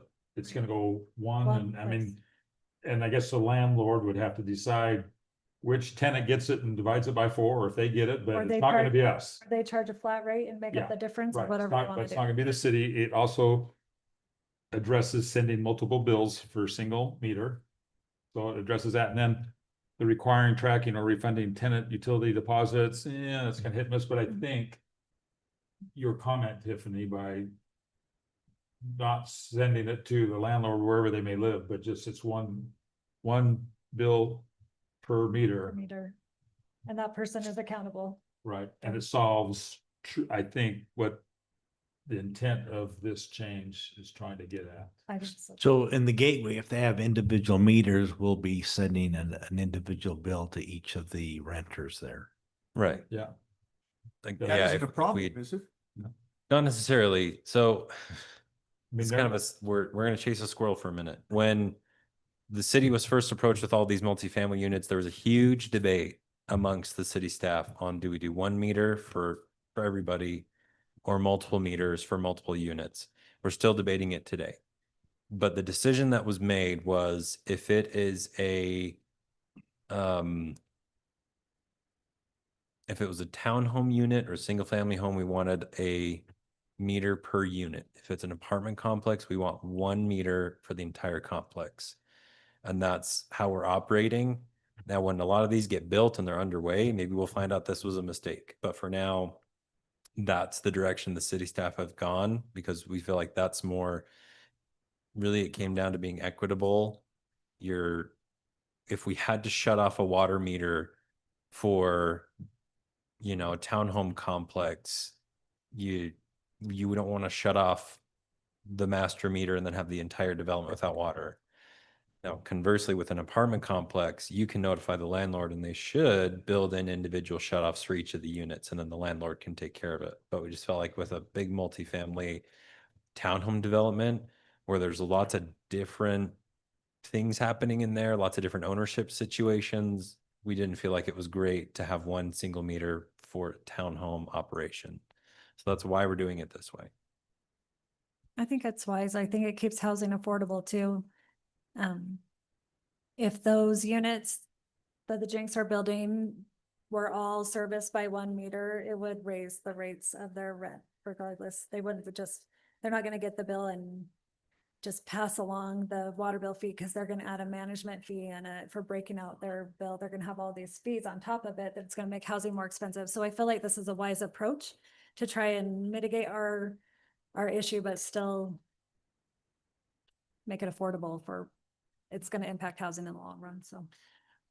So what I'm hearing is we're good with the resolution as long as we add a line that says something about this only applying to like I think line number 2 is the problem. Yeah, it just says property owner or landlord, and if it just says resident or tenant, resident or tenant. Well, maybe we need to add, so maybe it needs to say the property owner or landlord of each multifamily dwelling with only 1 meter will be built.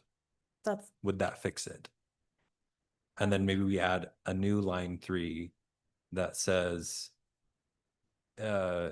tenants of units that have 1 water meter per living unit may create a tenant account with the city. do you want the account to be different or is it just a general account?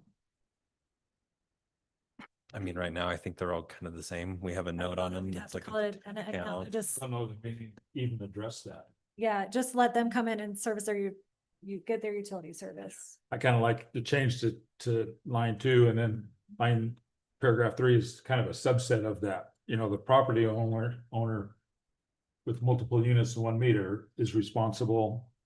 And they're responsible for the payment and collecting from the tenants. And so that would be just sub bullets of. So just add that same text to line 3 as well. Just the property owner or landlord of a multifamily unit with 1 meter Yeah, shall be responsible Yeah. for. Da, da, da. Right. Okay.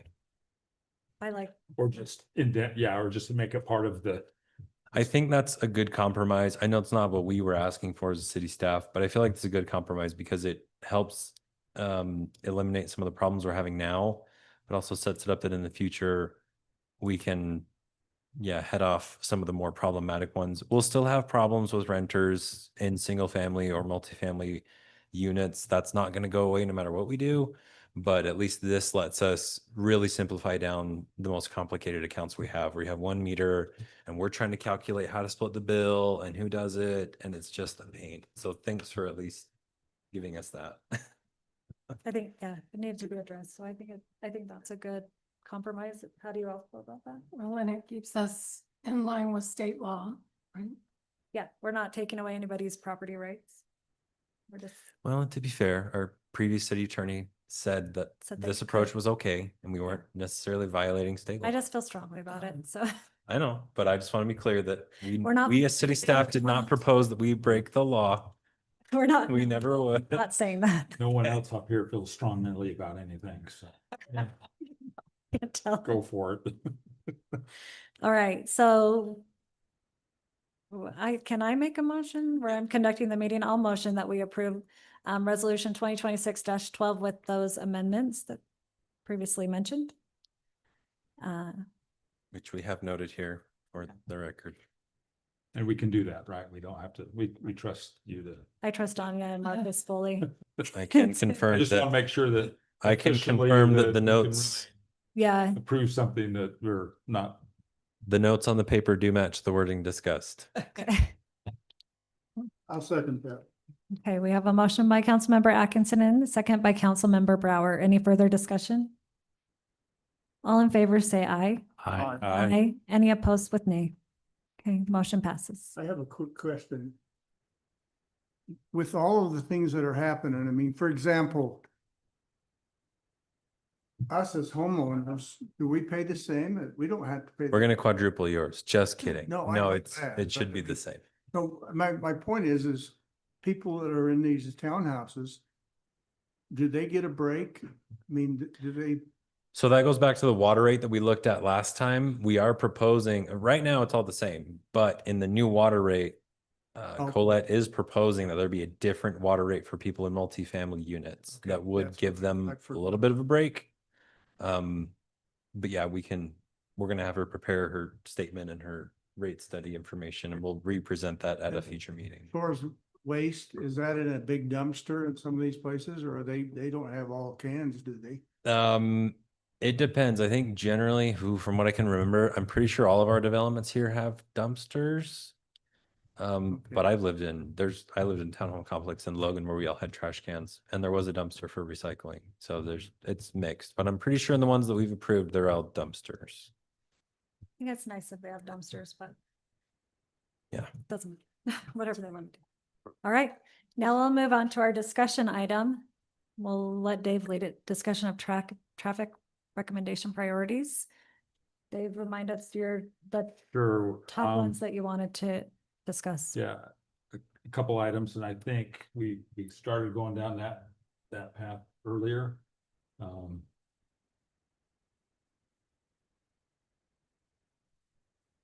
And maybe last month with me being virtual and a long meeting, I will tell you that representing the safety committee and the residents that reach out to me, I felt that we did a disservice last week when some of these things were pretty simple and pretty easy, and it's safety stuff, and I didn't dream these things up, and if I can't imagine we'd even say anything about budget. Like, well, we can't afford, $100 sign because, we're spending however many hundreds of thousands on other kinds of things. And you look at our millions of dollars budget. So I would hope that in the future that we don't. And I know that in the budget, there's money set aside for the safety committee that we can kind of use, and we've used it for signs in the past and various things, but I don't know. I just say, I don't think that's a good reason to say, well, we don't have money in the budget to protect our children. We're just not gonna put up sidewalks and signs for the new schools going in because, hey, it's not in the budget, and that's kind of how I felt after last month. So I'm just gonna throw that out.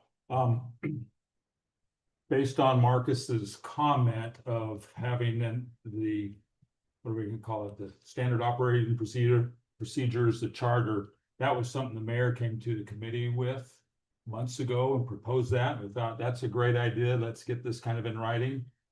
Marcus's comment last time that if we're gonna formalize that, then it becomes kind of a formalized, it's gonna require all the open meeting notifications and so forth. And I would rather have it, or you comment, I would rather have it be ad hoc and take things from the citizens and do the best we can within our organizations like you do with some of your things, and rather than try to formalize this to the point where, oh, now we can't meet because we didn't notify. And we had another one of our residents is now working full-time. So the committee right now is the mayor, Gerald, myself, Bob Christensen. And, we got to reach out to others. And on occasion, we put stuff in the newsletter, like, we could use more people in the safety committee, kind of like you've reached out and you've reached out for help. And sometimes it's crickets and so forth. So to have this great procedural thing that says, we're going to have all these people and we're going to have X stuff, I'm not sure it's required. So I'm proposing that we just kind of drop that. And I haven't talked to the mayor about it, but that's kind of what I would propose we do with that. We'll just not try to formalize that. So the other items, I think, again, there's no reason that we couldn't put 25-mile-an-hour signs down by the park. I think we need to do that. I don't know that we've put signs that say it's 25 miles everywhere in Hyde Park unless otherwise notified. I think Smithfield does that. Some other municipalities do. Do you think we could just amend our ordinance to say 25 miles? Because that That's is the first the step. impression that I have, is that is the speed limit. And I And think, so other people might think the same, so maybe we could start there. I think, then yeah, I don't know how they Post think it that. where, Yeah, where he's gonna where know it's that needed. it's 30. None of us knew until I read it. Until you read it. Right, so. So maybe the safety committee can hunt through the code and make sure they find all references to that silly thing and propose an edit for Send it to us. planning and zoning for consideration. I guess if you get pulled over, you could use You that. could part. argue. If you knew it, now you mentioned something, the chief, because he's been giving us reports from the traffic, from the Well, he speed thought it trailer. was 25. Yeah, well, we all, that's what it says. And so I don't know, does the ordinance overrule the sign, anyway, all of his reports, we're monitoring, 85% of people are going 25 to 30. Well, they're okay, I guess, now that we know. Anyway, Marcus, I think you were gonna make a comment. Yeah, and quick thing on the committee and the language, we ended up sending that to the city attorney to try to figure out if we could just have it be an advisory committee. We didn't have to get all formal about it. And he amended the draft to make sure that we could do that. And so I need to send it to you so you can present it back to the safety committee. But we do have a version where we can keep the committee kind of informal. The big caveat to that is what you've already been doing is the committee will have no authority whatsoever to spend money. Everything will have to go back to the city council to actually spend dollars, and the council can budget, appropriate funds for the recommendations, but the safety committee will not be able to assign any funds specifically. That will all have to come back to the city council to actually spend the money. And I'm good with that, because I think it also served a good purpose too. It's like, okay, here's kind of our charter, here's the kind of things we ought to be looking at and we can consider. So I didn't think it was bad to have it, but at the same time, like, was it worth it? So Yeah. I'll look at that. Marcus. Yeah, I'll send it to you. So putting 25-mile-an-hour speed limits, By the park? taking down the 35, one that's on the boundary between us and North Logan, on the south side of our So 6. 35. It's 35. That's my whole frustration is it's 30 in North Logan, and then right before you hit the traffic circle, it says 35. Or speed up and then slow down, and then you Here's can the go other- 35 as far as you want, apparently, until you find a 25-mile-an-hour sign, because there's not, you know what I mean? So I think So, we get rid of 35. so fix the 30, are you moving to 30 to 25? To 25 by the park and the roundabout. Yeah, the safety committee recommendation was to drop it to 25. That's the think recommendation, because that's what it is everywhere else. And we need to be consistent. And I think and in fact, we need to take down the 35-mile-an-hour sign that's heading south on 250 east before you get to the park. Just replace it with a 25. And replace it with a 25. Dave, can we just give you a can of black spray paint? Just go ahead, Go just down. modify our sign. Apparently you haven't been down those roads recently. It's too late. We've done it. So everybody in favor of doing that? Everybody's in favor of that. What about the no parking by the roundabout?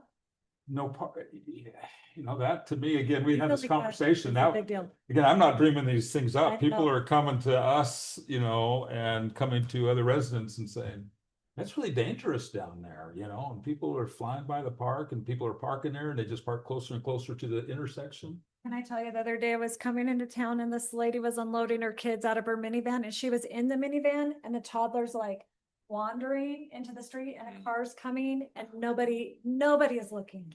Nobody's looking and I'm like screaming, where's your mother? Where's your mother?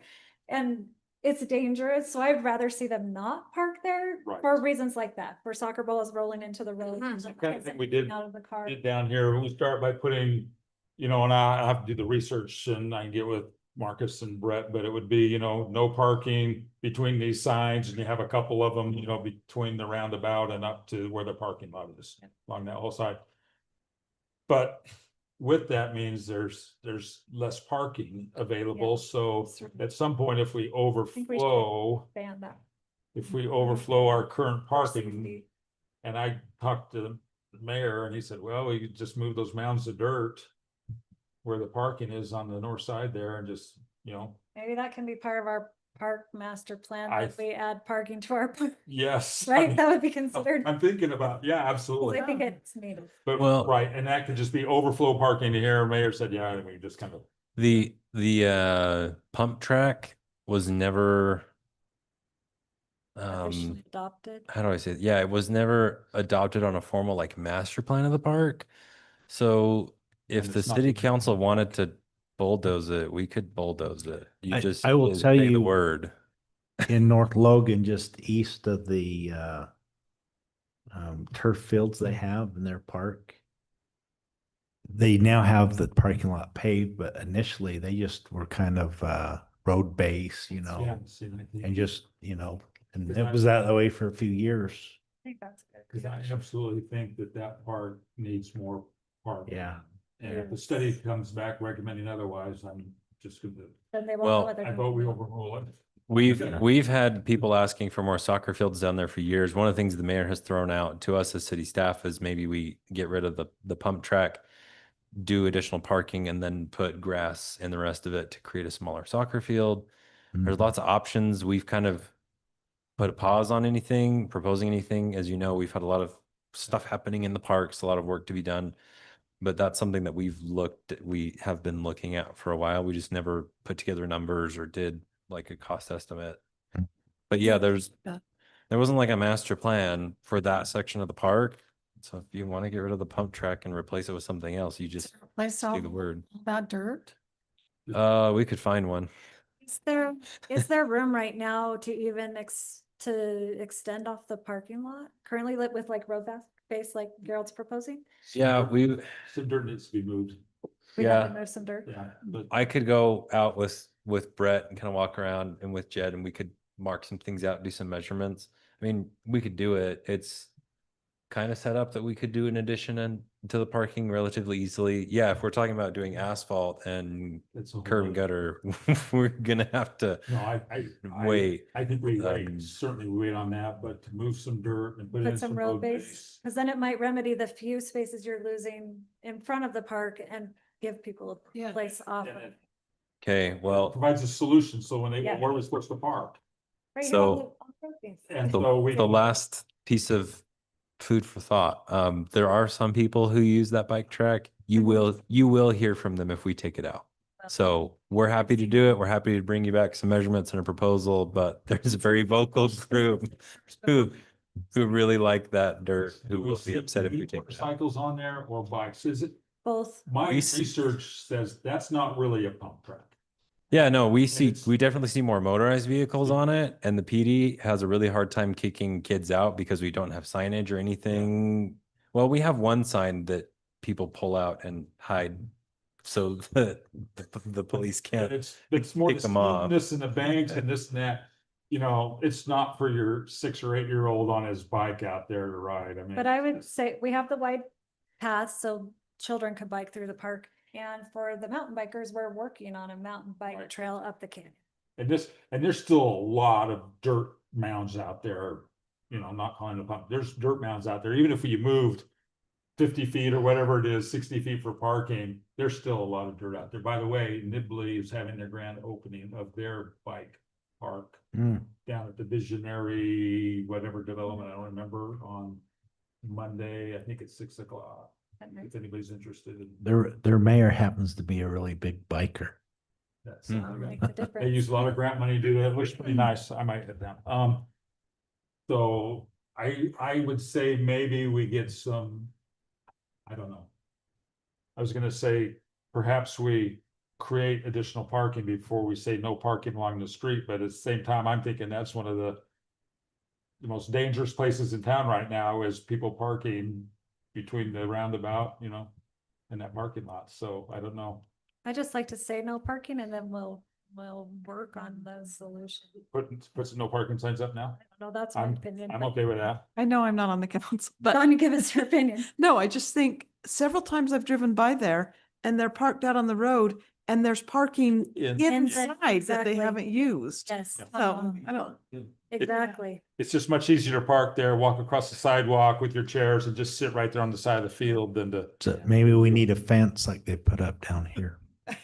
That's a lot of money. How They about got we a start- grant for that, didn't they? How about we start with some signs? Well, the fence at Lee Park total bill was like $37,000. The grant that we got from NUU was like $7,000. So we still paid like $30,000 Yeah. for our parks fund for that fencing. I would Yeah. like to see them So, have yeah. parking posted there.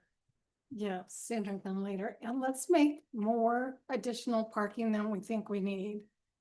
Okay, I'll start tomorrow getting a plan put together and we'll try to get some kind of site plan drawn up or something and I'll bring that back to the council before we Okay. actually bulldoze anything. So then the last item, Dave, Yeah, was the while children Yeah, children are present. and that's a, Yeah. that's a standard. Those are your options out of the manual I kept referring to. You put the school, the speed limit, and then you can put the hours or when children are present or when flashing or the hours and the days. And the quick and easy thing is just get one of those small when children are present. We We can need just add two of to them. We the need. existing signs. and And it's a separate sign, you just put it below. Yep, goes- you just mount goes it directly below, underneath. You have your school, and right now we just have that. Yeah. But the standard is you add either that or that or that or that, one of the two, and so Yeah. you get two of those small signs and you put them right below it on the same signpost, and that resolves that. Okay. The only other thing, and it's been on the agenda for a while, and is changing the yield signs on 100 West and 100 West, 100 North, and 100 West, 200. Did that one require a traffic study? So the engineers recommended that one at least have a memo.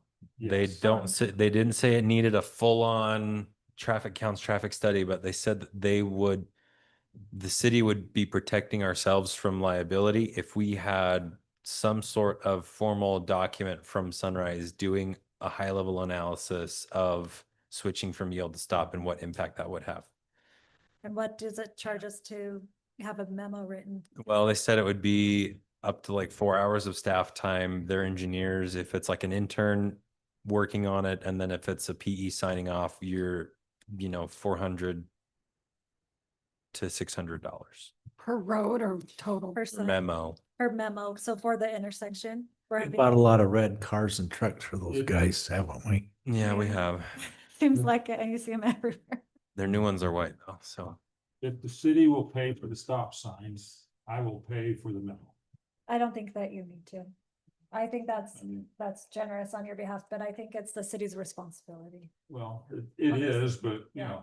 I've, You're passionate. I'll help them with the study since I've already talked to them about it and I've highlighted and we've talked about this. It doesn't meet the accident requirements. It doesn't meet the traffic flow requirements. About the only thing it really does meet is that the ones going east-west where we want to change yields to stops are lower classification than the than 100 West. It's a minor collector, I think, whatever. The others are just, your local roads. The fact that you've got stop signs at the intersections, the two intersections north of there, it just kind of fits. It's kind of like, how come it says it's still 30 miles an hour, in Hyde Park when it's really 25 in our code? I mean, we had no signs, and then we went to yields, and over the years, now with more traffic, that's a bike route. We're gonna have more kids going every which direction, it's just. And I'm certainly in favor and of, less is more when it comes to that. I don't want to stop at the four-way stop when we shouldn't have to, you know what I mean? They're, those kinds of things. So I'm not in favor of just putting stop signs up all over fields will work. And I learned that as I was doing this a year when I first got here, part of the safety committee, I'm walking around going like, well, these PUDs, there's no signs coming out of there. How come the developer didn't put a stop sign or a yield sign up there? Well, you start looking closer at the code and you don't even have to have a yield or stop at every intersection, if it doesn't warrant it. So anyway.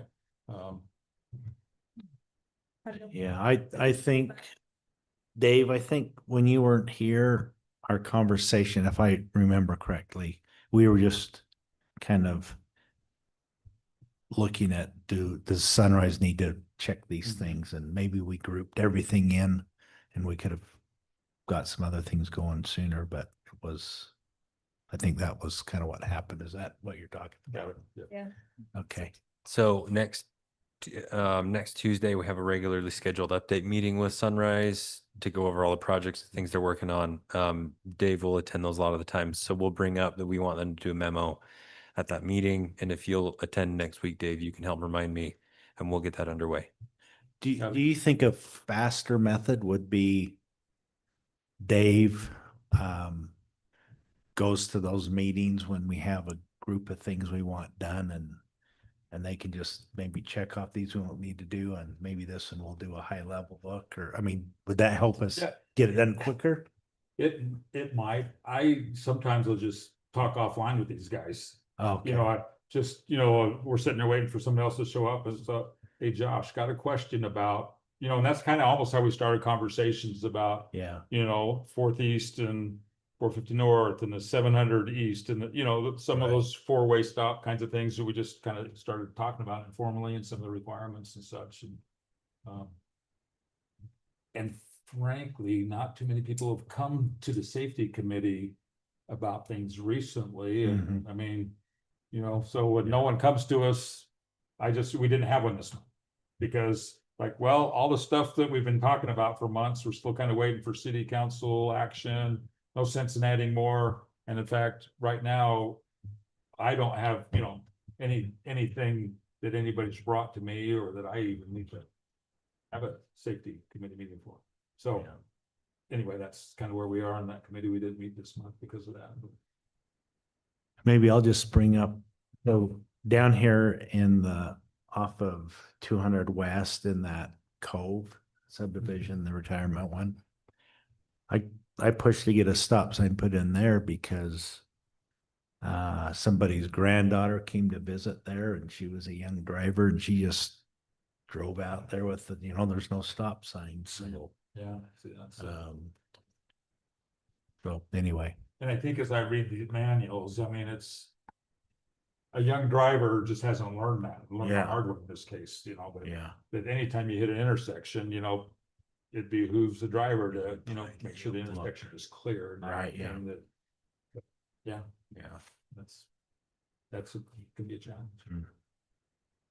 Anyway, thank you all Okay. for listening. I think those will be good additions to make our community safer.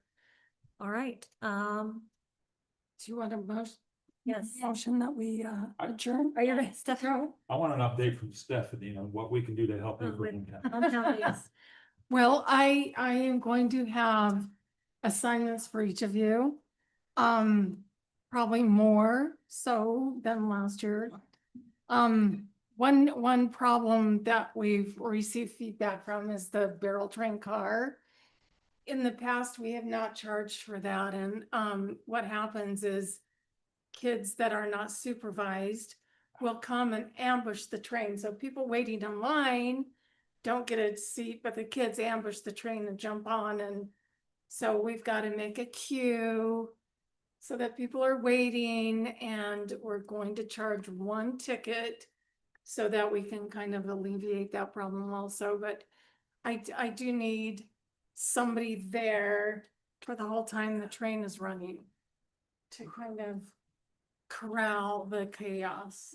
So that's gonna be one of the assignments. Is I'm not gonna make somebody sit there for 3 hours, but maybe 1 hour each. So Do we get a badge? That sounds. You get a train engineer's hat. You're gonna get a shirt. Yeah, what are the shirt styles gonna look like? Cause that's gonna make, I'm sorry. Well, this is a you'll girl have to makeup ask purchase, I was able to Danya. Purchase. You'll have to ask Danya what style the ladies in the office are picking up for the ladies. The guys just get polos. So it'll probably be something like this with a nice embroidered logo on it for all of them. It's cool though. You said one of our staff members designed it. Yeah, Colton, one of our public works guys, he is on our city celebration committee and he designed the logo. He also has a side gig where he does graphic design. Well, it looked awesome. what color are the shirts gonna be? I don't know. You'll Not have to Hyde- ask Not Hyde Danya. Park green, maybe red, white, or blue. So we're doing a couple things. We're doing formal shirts for everybody. Like I emailed, we need your shirt sizes, but we're also looking at making, I don't know, like 50 or 100 just plain basic, maybe like light gray t-shirts with a black Hyde Park City logo on the front and a black City Celebration America That's 250 logo really big on the back. And we're thinking we give those out to volunteers, to staff people, to whatever. Maybe you can get thrown out of the parade, maybe it's sold. I think we're still trying to figure out if that's something we need to recoup the costs for, or if we're just going to give it out. The mayor's kind of commissioned us to look into that. We have some for sale Because 250 years, like people might be interested. I don't know. I saved my Hyde Park car t-shirt. Oh, okay. You know, 250 years for America is kind of a big deal. And if you were there in Hyde Park and you have a t-shirt, maybe some people would want to buy them. Yeah. That's, I just think back to the first year of the car show, it was like, yeah, we need t-shirts and we'll sell all these t-shirts. No, we didn't. Selling. Could we pre-order Yeah, we them? didn't. Put out orders out for pre-orders? Then we could. order You're gonna, them. this was like the mayor's idea. He wanted to get lots of stuff made. Yes. And so we're getting prices. We haven't ordered anything yet. We for sure are doing the embroidered shirts for everybody. We haven't ordered the big bundle of shirts yet. We kind of wanted to get a price together first and then take that back to him and say, you sure you want to do this?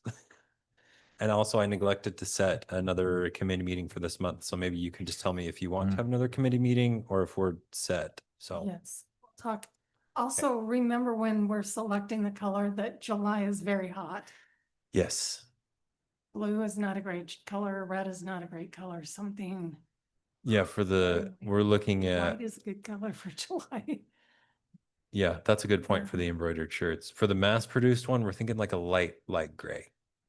Yeah. So not like white, because then if it, yeah, With- not white, but yeah, like a light gray. and then with black silk screen stuff. Is that Yeah, what like a Hyde Park City, and then on the back is really big, the City Celebration America 250 logo. Just one more thing to keep in mind as we're being so generous is that, the city celebration, the majority of the things are already free. So it's not like we are not being generous because we are. The inflatables cost a lot of money. The fireworks do, but they will be fully covered this year by Cache Valley Bank sponsors. Cool. I have heard comments. I will just say that the Hyde Park City Celebration is better than Raspberry Days Heyo. by people who live in Garden City. They said this is way better, Nice. way better activity to bring your family to. And I Who just goes? want to tell you, I'm so excited about one inflatable. It's a great big dome and inside is going to be laser tag. No way. That might be fun. Just kids or kids? It might be hot. They'll come out, I'll be red, but that's say they. Stephanie, I have been working on the horse thing. You have. And success. Well, I've had some different groups reach out. I mean, I put it out on the Cache Valley Horse Lovers something or other Facebook, and so there's people that are interested and even some riding groups that have expressed interest. I gave them the place to sign up, so I don't know if you've had any horse I people. think my parade director reached out and said, we've had some horses sign up. We need to talk about that. So Okay, well, I'll send out another message as we get closer and try to. a So- couple of our prizes for that road apple contest is a couple of toilet seats donated by Lee's Plumbing. Okay. That's funny. Seems appropriate. You may want to give them something else because don't you want to encourage it? There are some other ideas, but the thing is too, is I don't know how many people are going to win, so. Yeah, I'm trying to, I mean, we've had Plant Peddler step up and give very generous gift cards.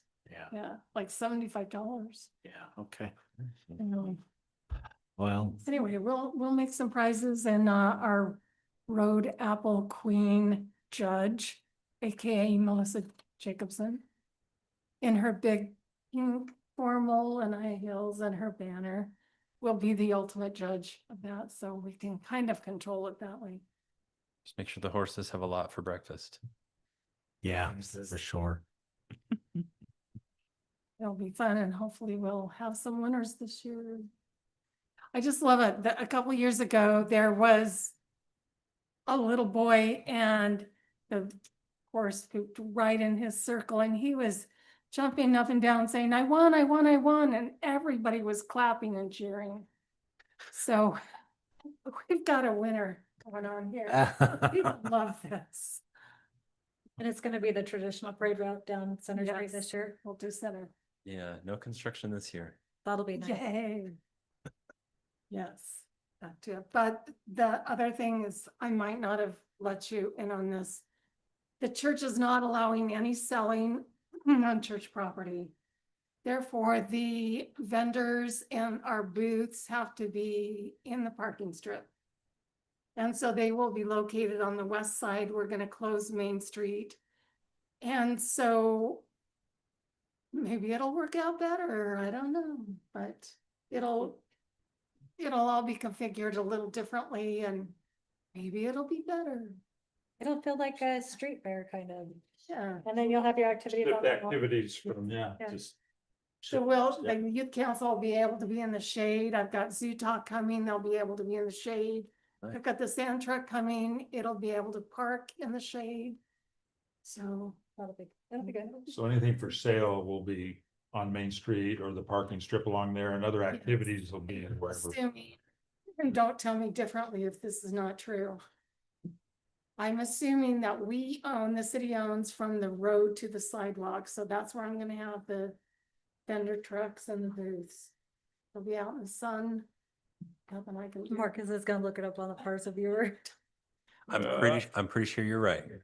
Just don't tell me if I'm wrong, because I just rather repent later. You know what? That might be cool though, because you could really build on that in the future and maybe have more people that are vendors. Well, Well, and I'm the- shifting everything to the north and west, Mhm. so. Yeah. You could like turn one street into the art street, invite all the artists to come and do stuff, and then another street can be the food street. We could do a lot with that in the future. Want to walk that far?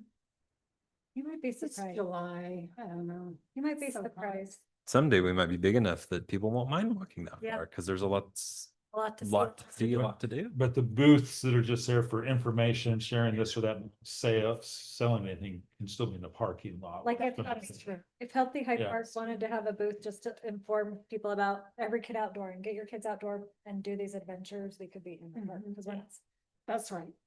I know we talked, the school district perhaps, I don't know where we are on that steering committee I was asked about, I was like, asked me, they were, anyways, that's another topic, but they dropped the ball and they're not meeting anymore and nobody knows what's happening. And I was like. We've got major issues boiling with the school district right now, so we're gonna have troubles with them real soon. okay.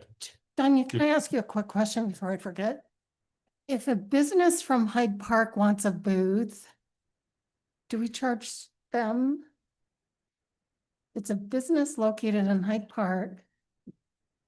I think it's maybe a home business. No, it's not. Or in some cases, I know somebody came last year and they don't have a home business, but they had a table, a tent to set up a booth last year where they were selling things, but they don't have a home business per se. This is just like, let's make stuff for hometown days and make a little extra money for the kids. Residents are free, out-of-towners cost $20, businesses we charge $20. This one is a business from Hyde Park though, so Actual. I don't, I'll reach out. yeah, I would think that's your call. 20, I mean, if you want, we don't have any policy about that, so that's your call. okay. If you choose, let us know so we can make a policy. Right. Okay. Just make it up as I go. I'll be fair. Well, that would be awesome. All right. Any other discussions? Yeah, if you have anything that you especially want to do for that day, please let me know. Yes, I- Volunteer. All right. Hey, I'll make a motion that we go Okay, home. we have a motion to adjourn I'll second and that. a second. All in favor? I. Aye. Any opposed? No one's opposed. Okay.